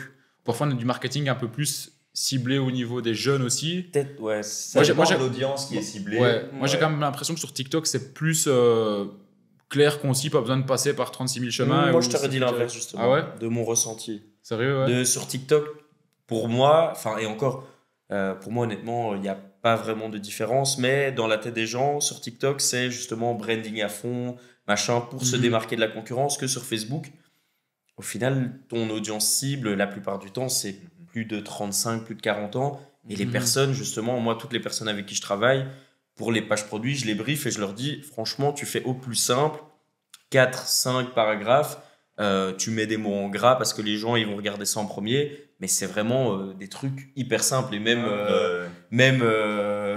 on en parlait, il y a quoi, 1 an, 2 ans, quand nous on tournait bien, enfin même 2-3 ans plutôt, quand nous on tournait bien et que eux ils essaient de se lancer, etc. Je me rappelle qu'ils voyaient certains de nos sites avec Alex et Max, je me rappellerai toujours, il m'avait dit mais franchement je comprends pas, vous avez fait des millions. Mais vos pages produits, c'est hyper simple. Vous n'avez pas mis en place ça, vous n'avez pas mis en place là. Et nous, on disait avec Alex, mais ouais, c'est simple, mais c'est simple, efficace. Et tous les trucs, c'est des fioritures parce que nous, on va jouer sur le volume et du coup, on va même pas réfléchir à tout optimiser parce que si on veut tout optimiser, ça va nous prendre des siècles. C'est vraiment, et voilà, quoi. On en parlait l'autre jour, c'est vraiment vous, ce que vous avez fait, ce qui a fait votre succès, c'est vraiment respecter, enfin on en parle tout le temps, tout le monde en parle, tous les entrepreneurs, c'est la loi de Pareto. 20% de ce que tu fais va ramener 80% des résultats et ils ont vraiment analysé le 20%. Et genre quand on a commencé à avoir des sites à eux, pour moi quand ils faisaient des millions et tout, ils avaient des marques, c'était des trucs ultra quali, etc. Mais en fait non, ils faisaient juste... Ils trouvaient de bons produits, ils faisaient vraiment le minimum pour tester un max de produits par rapport à la niche ou le secteur que vous trouviez. Et genre, c'était vraiment simple et efficace, quoi. Genre, ils ne se cassaient pas la tête à faire un branding de ouf, à passer 1 semaine à faire le site. Non, c'est vraiment, ils font le site rapidement, la page produit rapidement, ils testent et puis, si ça fonctionne, ils optimisent. Et encore, ils n'ont pas le temps d'optimiser vu qu'ils testent d'autres produits. On optimisera plus tard. Voilà, c'est vraiment 80-20, c'est ce qui a fait le résultat. Et genre, nous, quand on galérait, j'avais tendance, et c'est ce qu'il y a beaucoup de dropshippers qui font l'erreur, c'est passer vraiment du temps sur des tâches qui apportent peu de résultats. Détails, et même moi, enfin tout le monde l'a fait, je pense même vous au début. Genre j'ai déjà passé 1 semaine, je me rappelle, j'étais en études, j'avais 1 semaine de congé, je sais plus si c'était à Pâques ou Carnaval ou quoi. Et genre je passe 1 semaine à faire le site, c'était pour une ponceuse à ongles pour épiler et tout, je fais un branding de ouf, hein, mais j'avais même pas testé le produit, c'est ça. J'avais rien fait, je passe 1 semaine à faire un truc ultra quali, des pubs quali, plein de pubs à tester, etc. Je teste, le produit fonctionne mais pas du tout, genre j'avais fait des pubs stylées, etc. mais genre voilà, ça fonctionne pas, donc tu sais pas aller plus loin et ça sert à rien de perdre ton argent sur des produits qui fonctionnent pas. Et donc, voilà, donc j'avais tout jeté à la poubelle et j'avais perdu 1 semaine de mon temps. Donc il faut vraiment faire le contraire de ça, il faut tester simplement et efficacement. Et puis optimiser et améliorer les choses. Ouais, non, c'est clair, c'est pas ce qui est beau qui vend, c'est ce qui fonctionne qui vend, quoi. Mais pas réinventer la roue. Et c'est comme ça dans tous les business. Moi, je le vois aussi justement quand on fait l'acquisition de leads, justement, que ce soit pour un groupe Facebook, pour des webinaires ou des trucs comme ça. Avant, on se cassait toujours la tête à faire des designs de malades, mettre des logos, des couleurs. Par exemple, la page la plus simple d'opt-in qui existe, c'est celle qui est proposée par ClickFunnels en mode t'as l'image à gauche, t'as le nom, prénom et adresse mail. Opt-in, si tu utilises ce template-là, tu es sûr et certain que tu vas avoir un taux de conversion qui est bon, en fait. Et nous, c'était cassé la tête à faire des pages opt-in de malades avec une vidéo, etc. Et finalement, en fait, non, tu mets une image, nom, prénom, adresse mail, et c'est ce qui fonctionne le mieux, et tu te prends pas la tête, et ta page, elle est faite en littéralement 30 secondes, quoi. Quand tu te casses la tête à faire des sites de fou, des funnels de malades, etc., tu as plus de bruit mental, tu te dis, ouais, je dois faire ça, plus optimiser, etc. Finalement, comme tu dis, fais la loi de Pareto, et voilà, on n'est pas Amazon, ça fait pas 20 ans qu'on est là, on doit tout faire parfaitement dès le début, tu testes, et puis voilà, quoi. Vous justement les gars, vous testez, enfin vous vendez combien de produits en même temps à la fois, donc c'est-à-dire est-ce que vous vendez qu'un seul produit sur une seule même boutique ou bien vous avez par exemple 15 boutiques qui tournent en même temps quoi? Nous c'est une stratégie qui est un peu différente de Facebook. Ouais. Comme j'ai dit tout à l'heure, il y a vraiment plein de stratégies pour réussir en dropshipping, donc ça dépend de chacun, c'est vraiment en fonction de l'expérience de chacun et comment il se forme. Ce que je dis à tout le monde, c'est vraiment se former un peu partout et créer sa propre stratégie avec tes propres testings, etc. Donc nous, de notre côté, on a fait une boutique et si on n'était que sur Facebook, tu peux, avec un seul produit, un ou deux produits, vivre très bien et faire des gros chiffres d'affaires pendant longtemps. Sur Pinterest, c'est différent. Tu peux moins scaler agressivement que sur Facebook. Et du coup, nous, notre stratégie, c'était vraiment, on a gardé une boutique dans une niche, je peux la dire, c'est juste femmes en général, vu qu'il y a la plupart des... C'est à 50% de chance. Sur Pinterest, il y a littéralement 80% de femmes et c'est celles qui achètent le plus. Et donc, en fait, on tourne sur plusieurs produits sur Pinterest, mais plusieurs marchés via une boutique. Avant, on avait plusieurs boutiques pour diversifier les marchés. Là, on a fait une stratégie différente avec... en multi-market sur une seule boutique. Donc, on a une boutique et on tourne sur plusieurs produits pour essayer de lisser le chiffre d'affaires et pas avoir des mois où on fait pas beaucoup. Le but, c'est vraiment avoir un business qui est le plus stable possible dans le temps et avec des campagnes qui durent pendant des mois. Et c'est ça qui fait la puissance de Pin, selon moi, quand on l'exploite bien. C'est vraiment, on fait pas beaucoup de chiffre d'affaires d'un coup sur un produit. Genre, on passe pas comme Martin a fait là, il y a pas longtemps, on en parlait. Il a monté un shop sur Facebook où il est passé en 10 jours de littéralement 0 à plus de 10K de chiffre d'affaires en 10 jours. Sur Pin, c'est pas possible de faire ça. Mais en diversifiant les produits, les marchés, etc., ça lisse le chiffre d'affaires et quand tu as des produits qui ne fonctionnent pas, tu en as d'autres qui fonctionnent bien et du coup, ça fait que ça stabilise le business. Quoi. Ok. Et vous parlez d'écosystème, vous lancez aussi justement vos produits sur les autres plateformes comme Facebook, TikTok, etc. Ou justement, ça ne vous intéresse pas ça? Non, l'avantage d'avoir plusieurs vecteurs de trafic, c'est que déjà, ils ne fonctionnent pas tous de la même manière. Donc Facebook, on va pouvoir scale beaucoup plus vite et faire des chiffres plus impressionnants, même si la marge est un peu moins impressionnante. Et derrière, Pinterest, juste, il est là pour assurer sur le long terme. Un revenu stable, en fait. Nous, c'était vraiment ça. Déjà, c'est ce qui nous a sorti de la S, j'ai envie de dire. On n'avait vraiment plus rien. On voyait Martin faire des millions et tout, avec Alex qui s'achetait le DM2, qui habitait à côté de chez moi. Je commençais et j'étais pas bien. Donc, ça m'a un peu botté les fesses.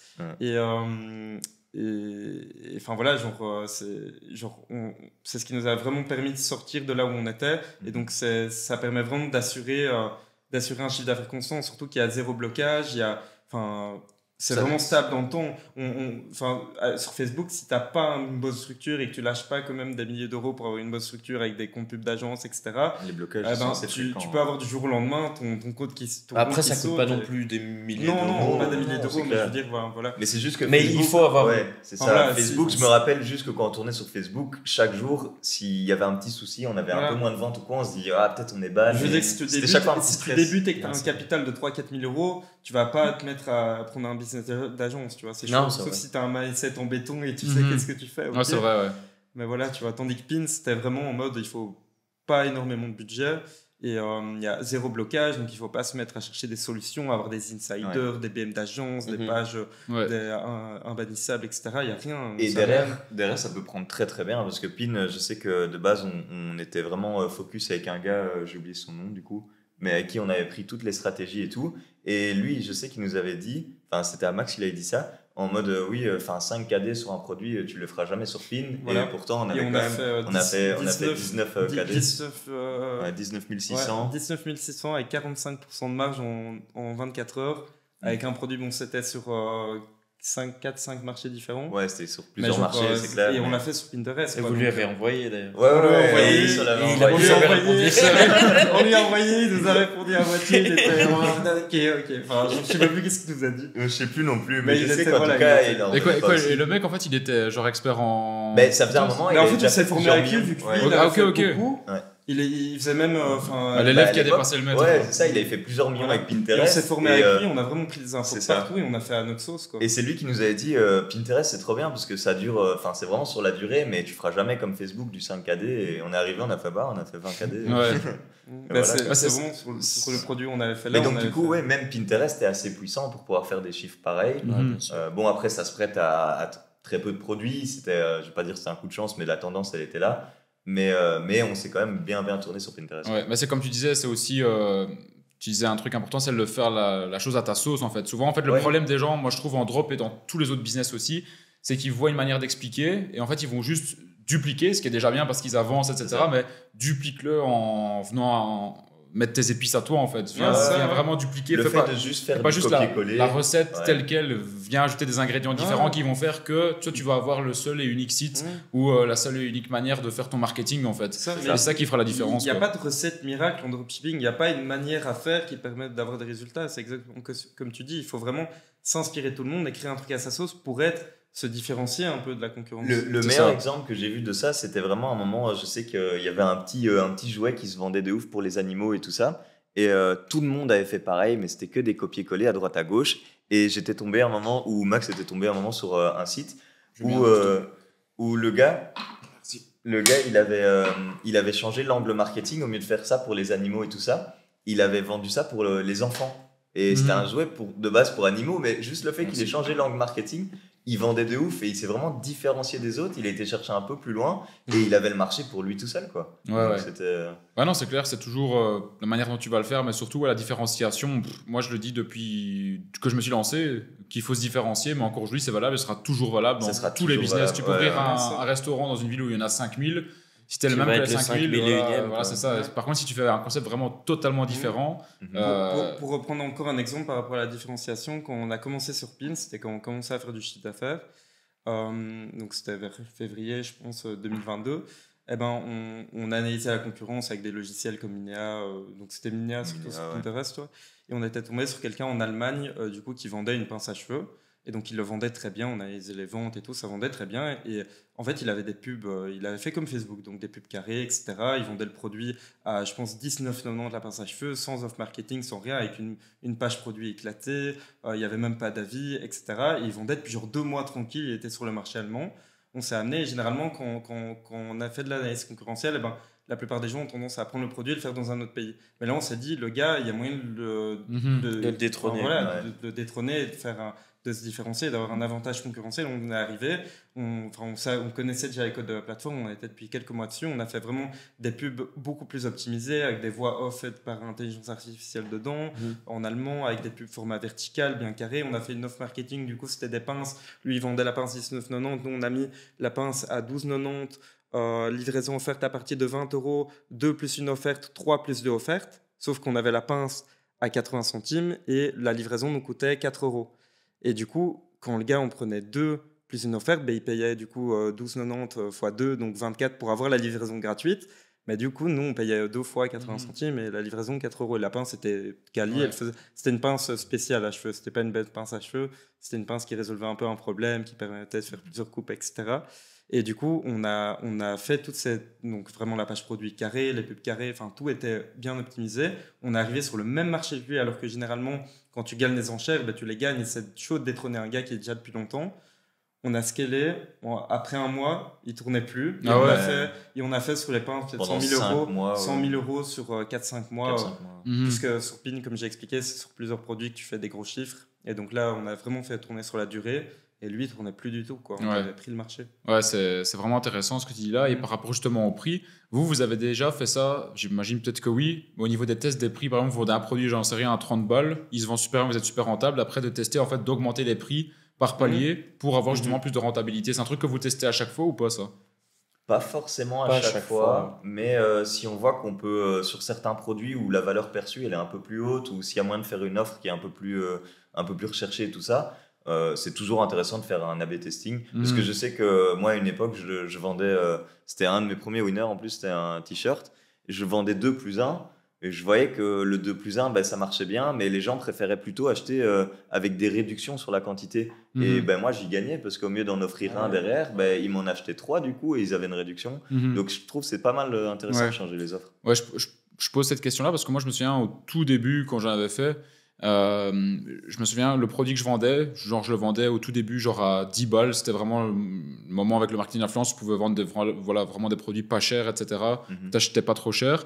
Et après, en fait, je me rendais compte que j'avais un taux de conversion énorme. Donc, j'étais passé à 15, à 20. Et finalement, mon produit, j'avais terminé à le vendre à 34,99 €. Et c'était un produit que j'achetais moins d'1 € en Chine, en fait. Et donc là, la rentabilité, elle était juste énorme. Et en fait, moi, j'avais fait ça au tout début parce que je connaissais un gars dans les bureaux que j'avais loués en Belgique, quand je m'étais lancé en drop.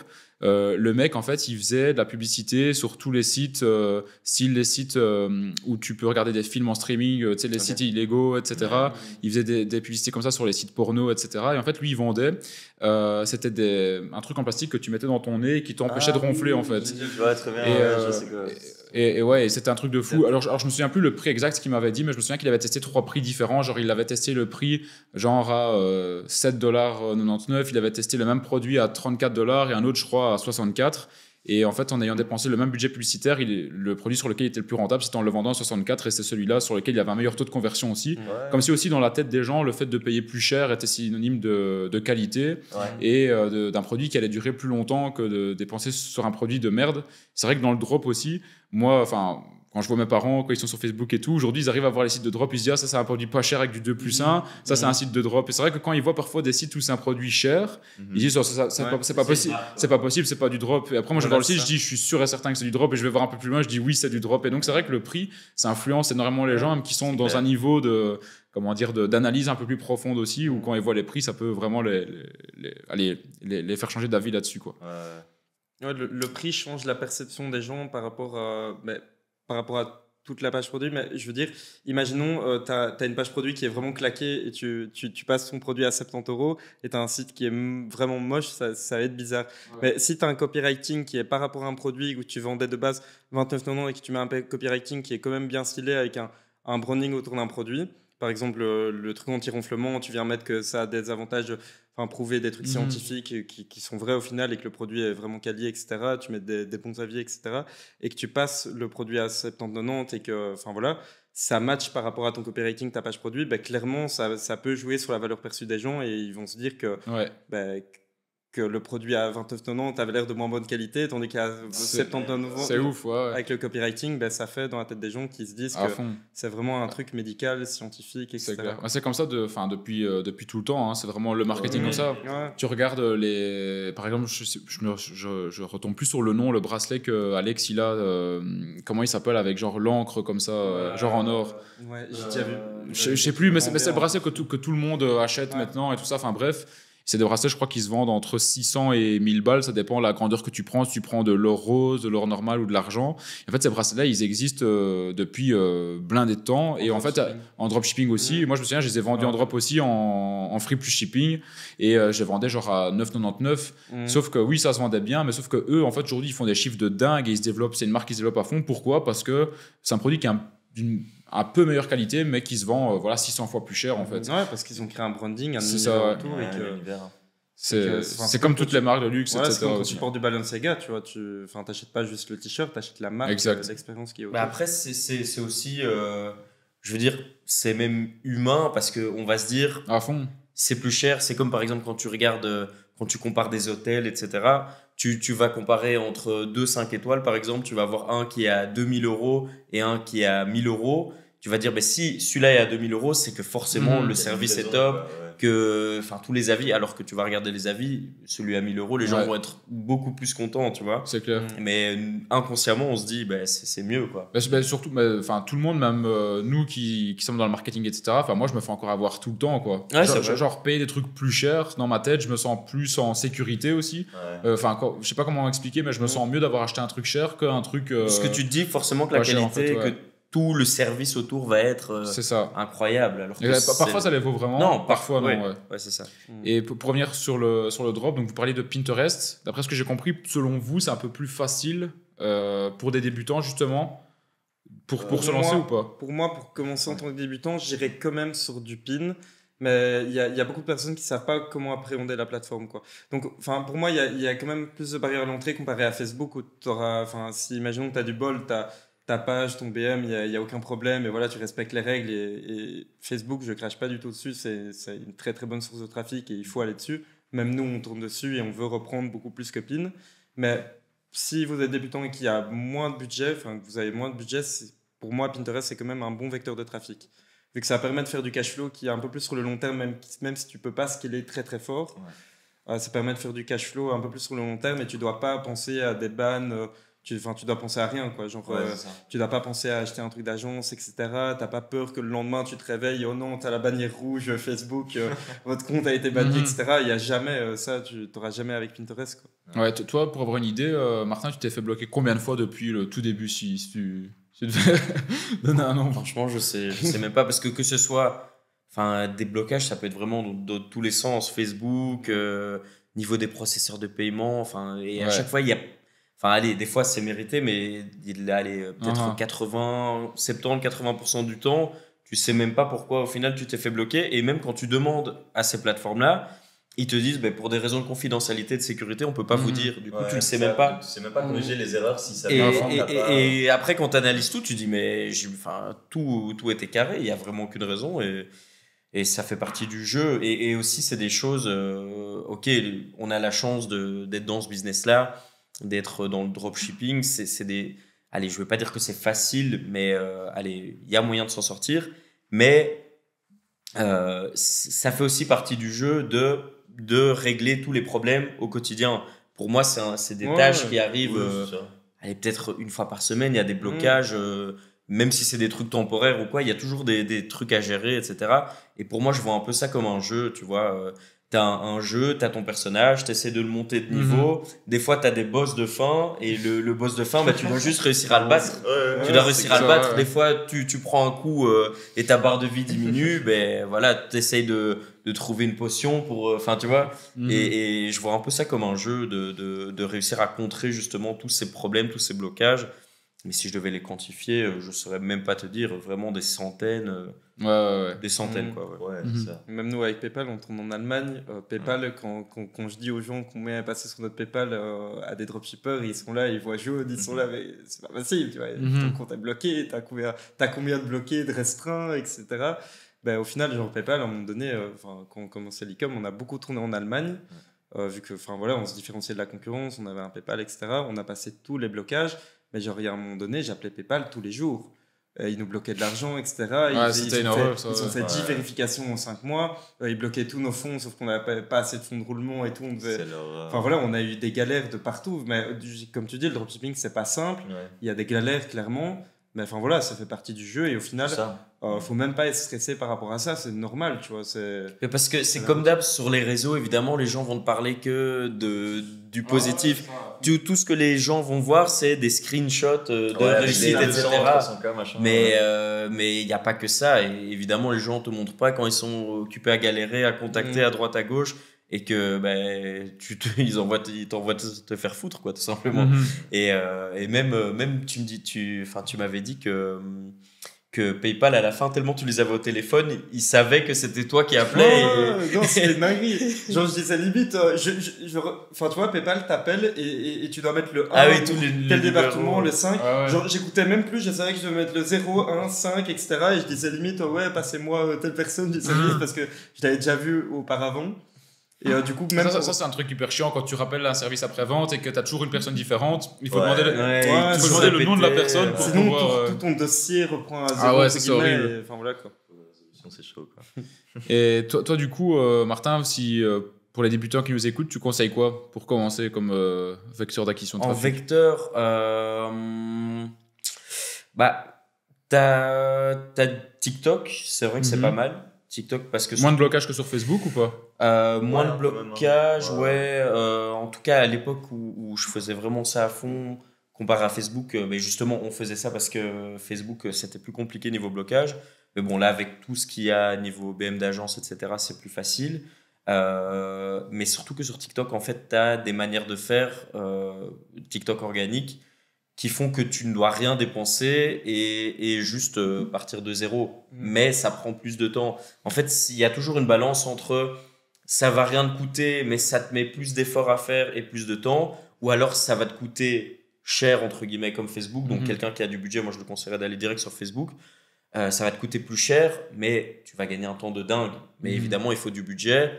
Et c'est le nerf de la guerre, c'est d'avoir de l'argent prêt à dépenser pour pouvoir gagner. Et c'est vrai que quand tu es débutant, c'est dur de comprendre que dépenser de l'argent, c'est ça qui va te permettre d'en avoir en retour. Rien que le fait d'investir dans des comptes d'agence, c'est un budget, mais ça te fait gagner un temps considérable. Et surtout, parce que quand tu commences sur Facebook, il faut savoir que si tu as un nouveau compte publicitaire, etc., tu as des limites de dépenses. Je parlais avec un pote, il me disait en 1 mois et demi sur Facebook lui a laissé dépenser que 900 €. Et j'étais là, mais tu vas rien faire. Franchement, ok, ça va te coûter de l'argent de prendre un compte pub d'agence, mais je veux dire, en 1 mois et demi, tu as dépensé 900 €. Tu prends ton compte d'agence et puis on n'en parle plus. Et tu peux commencer à chiffrer, quoi, tu vois. Et il y a beaucoup de limites, etc. Et du coup, pour moi, ce serait Facebook pour du budget, TikTok si tu n'as pas de budget. Et Pinterest, c'est une super alternative aussi. Pour moi, c'est vraiment la balance entre pas de blocage, pas devoir investir beaucoup. Et quand même, tu peux pas scaler très très fort comme Facebook, mais tu peux quand même faire des gros chiffres. Genre, on a quand même fait en 2 mois sur un produit 600 000 € de chiffre d'affaires. Donc, je veux dire que c'était limite, on faisait plus que certaines personnes qui faisaient sur du Facebook, quoi. Mais il faut comprendre son audience, enfin l'audience aussi de la plateforme, parce que si tu vas lancer un produit plus masculin et tout, je pense pas que ça aurait été possible de faire 600 000 en 2 mois sur Pinterest. Exactement. Donc, il faut vraiment comprendre, parce qu'il y a des gens, ils vont peut-être juste aller voir en fonction de Pinterest, c'est moins cher, il y a moins de blocage et tout. Mais si le produit qu'ils ont envie de vendre dessus ne se porte pas à l'audience de la plateforme, ou qu'ils n'ont pas compris qu'est-ce qui vend sur cette plateforme, vu que ça change en tout le monde, je sais que TikTok, c'est beaucoup plus sur. C'est de l'impulsif. On va dire Facebook et tout aussi, mais Facebook, c'est plus des résolutions de problèmes, et Pinterest, c'est plus sur du visuel. Donc, faut vraiment, c'est un tout, quoi. Genre, tu regardes ce que tu veux vendre et tu vas sur la plateforme que tu as envie, quoi. Et par rapport à toutes les plateformes qu'on parle, ça n'a peut-être rien à voir par rapport à ce qu'on est en train de parler là, mais j'ai envie de le dire pour les gens qui débutent, vu qu'on parlait des débutants.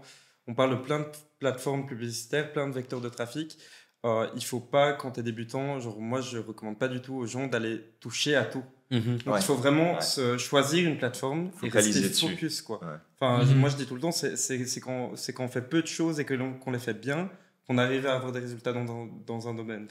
Et donc, il faut vraiment choisir un vecteur de trafic, comprendre l'audience qui est dessus, savoir comment l'exploiter, etc. Et c'est ce qu'on a fait avec Pinterest. Ce que Martin fait au final avec Facebook, tu fais limite que du Facebook, bien que tu diversifies, etc. Mais c'est ton vecteur de trafic numéro 1 parce que tu t'es vraiment expertisé là-dedans, quoi. Donc pour moi, il ne faut pas être bon dans plein de domaines différents et faire un peu partout quand on est débutant. Vu qu'on est débutant et qu'on commence l'e-commerce, on est débutant, quoi. Au final, on n'a pas de connaissances et du coup... tu dois te former, tu dois même faire ton SAV au début, tu dois faire plein de trucs. Donc, pour moi, il faut vraiment centraliser toute son énergie sur une seule chose pour arriver à avoir des résultats, quoi. Donc, comme a dit Alex, etc., comprendre la plateforme, mais en restant focus sur un truc que tu choisis, quoi. Donc, mais que ce soit en termes de vecteur d'acquisition, mais aussi du marché cible, parce que ça, j'entends à chaque fois, je vois sur les réseaux sociaux... les nouveaux marchés inexploités, et après il y a quelqu'un qui parle de ça, j'ai chiffré autant au Mexique, et tous les débutants ils sont en mode ok, moi si j'arrive pas à chiffrer, c'est juste que j'étais pas au Mexique, et je suis là, mais apprenez d'abord, faites un truc, focussez-vous sur un marché, un vecteur, comprenez comment ça marche. Une fois que ça marchera, là vous pensez plus loin, mais ça sert à rien de brûler les étapes. C'est comme dans tout, il n'y a pas une source d'information qui est la bonne. C'est même dans les médias mainstream, il n'y a pas une seule source qui est bonne. C'est s'informer partout et après faire ta propre idée. Et encore une fois, faire ton propre business à ta sauce, mais ne pas dupliquer ce que quelqu'un te dit bêtement.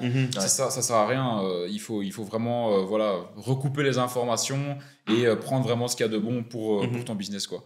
Et du coup, avant de terminer, juste pour vous, au niveau de Pinterest, selon vous, il y a quand même moins de concurrence que sur Facebook? Oui, clairement. Mais ça, je ne sais plus les chiffres exacts, mais je sais que les gens nous en avaient parlé. C'est sur Facebook, le nombre de millions de personnes qui font de la publicité dessus. Sur Facebook, il y a genre 8 millions 500 000 de personnes qui font de la pub chaque jour. Bon, pour une audience qui est... l'audience est énorme. C'est 3 milliards d'utilisateurs actifs par mois. Donc la moitié de la audience qui est énorme comparée. Et sur Pinterest, ça a 450 000 advertisers dans le monde. pour une audience qui est, je crois que c'était 450 millions si tu prends hommes et femmes. Donc, mais si tu prends le ratio entre les deux... Et par rapport au coût publicitaire, c'est ça vraiment qui fait la donne et c'est ça qui fait notre force par rapport à nos shops. C'est que le coût publicitaire sur PIN est vraiment très faible. Très faible. Donc, c'est-à-dire que sur Facebook, on est en moyenne, bon, ça dépend des marchés que tu fais, ça dépend de l'optimisation de ton compte pub, ça dépend de la concurrence des produits, des pubs que tu utilises, de plein de facteurs qui sont totalement différents, mais en moyenne, tu seras allé entre 6 et 12 de CPM. Tu peux même être à plus si tu es aux US, etc. Et tu peux même être à moins. On a déjà eu des 3-4 de CPM quand on était en Espagne, quand on faisait de la pub en Espagne ou en Italie. Mais sur PIN, par exemple, là, on dépense 1500, 2000 euros par jour en publicité sur Pinterest. On a moins d'1 euro de CPM. Donc, je veux dire, et on a un CTR qui a plus de 2. Donc, on a un trafic qui est énorme sur notre site. Donc, oui, c'est pas cher et de qualité. Donc, c'est ça. En fait, c'est avantage inconvénient. On a beaucoup de trafic, mais en fait, il est moins qualifié que sur Facebook. Comme l'algorithme est moins puissant, selon moi, que sur Facebook, qui va vraiment analyser ta page produit, tes pubs, et savoir quel produit tu vends et à qui le montrer précisément, ce qui est pourquoi tu paies ta pub plus cher. Eh ben, sur PIN, ça va être beaucoup plus de la quantité, mais comme tu payes ta pub pas cher, si tu fais vraiment bien les choses derrière et que tu convertis bien les personnes qui arrivent sur ton site, ben, tu peux faire des marges impressionnantes. Comme on a fait avec le 25, ça que vous disiez, avec le 19 000. Ça, tu fais pas avec Facebook, quoi. Ou alors, c'est toujours possible, mais voilà, il le fera et après, il t'enverra le screen. Ouais, c'est ça. Ok. Bah écoutez, les gars, top. Je pense que là, ça fait quoi? Ça doit faire 1h30. Je pense qu'on est déjà occupé. Ça passe vite. Ouais, ça passe il y a les sushis qui vont arriver, donc je vous propose qu'on. Il est 23h20 en plus. Quand on stoppe le podcast ici, on verra bien les retours et bon, pourquoi pas en refaire aussi par la suite des podcasts vraiment e-com. Je pense que ça va plaire parce qu'encore une fois, je vous disais l'engouement et on sent vraiment la nouvelle vague arrivée du drop. Donc ça va être intéressant. On mettra vos Insta à chacun de toute façon dans la description, dans la vidéo aussi, comme ça les gens, si jamais ils ont des questions, ils pourront aller vous bombarder de DM. Mais en tout cas les gars, merci beaucoup. Merci à toi. Merci à toi pour l'invitation. Avant le mastermind d'être venu ici et d'avoir retourné ce podcast. Voilà, on verra bien comment va se passer la soirée après, si on bouge quelque part ou pas. En tout cas, il me tarde d'arriver au mastermind, ça va être bien sympa. Il me tarde aussi, franchement. Ouais. Ben voilà, encore merci les gars et j'espère que vous avez kiffé. C'était super cool. Merci à toi. Et voilà. C'était trop cool. Ciao. Ciao.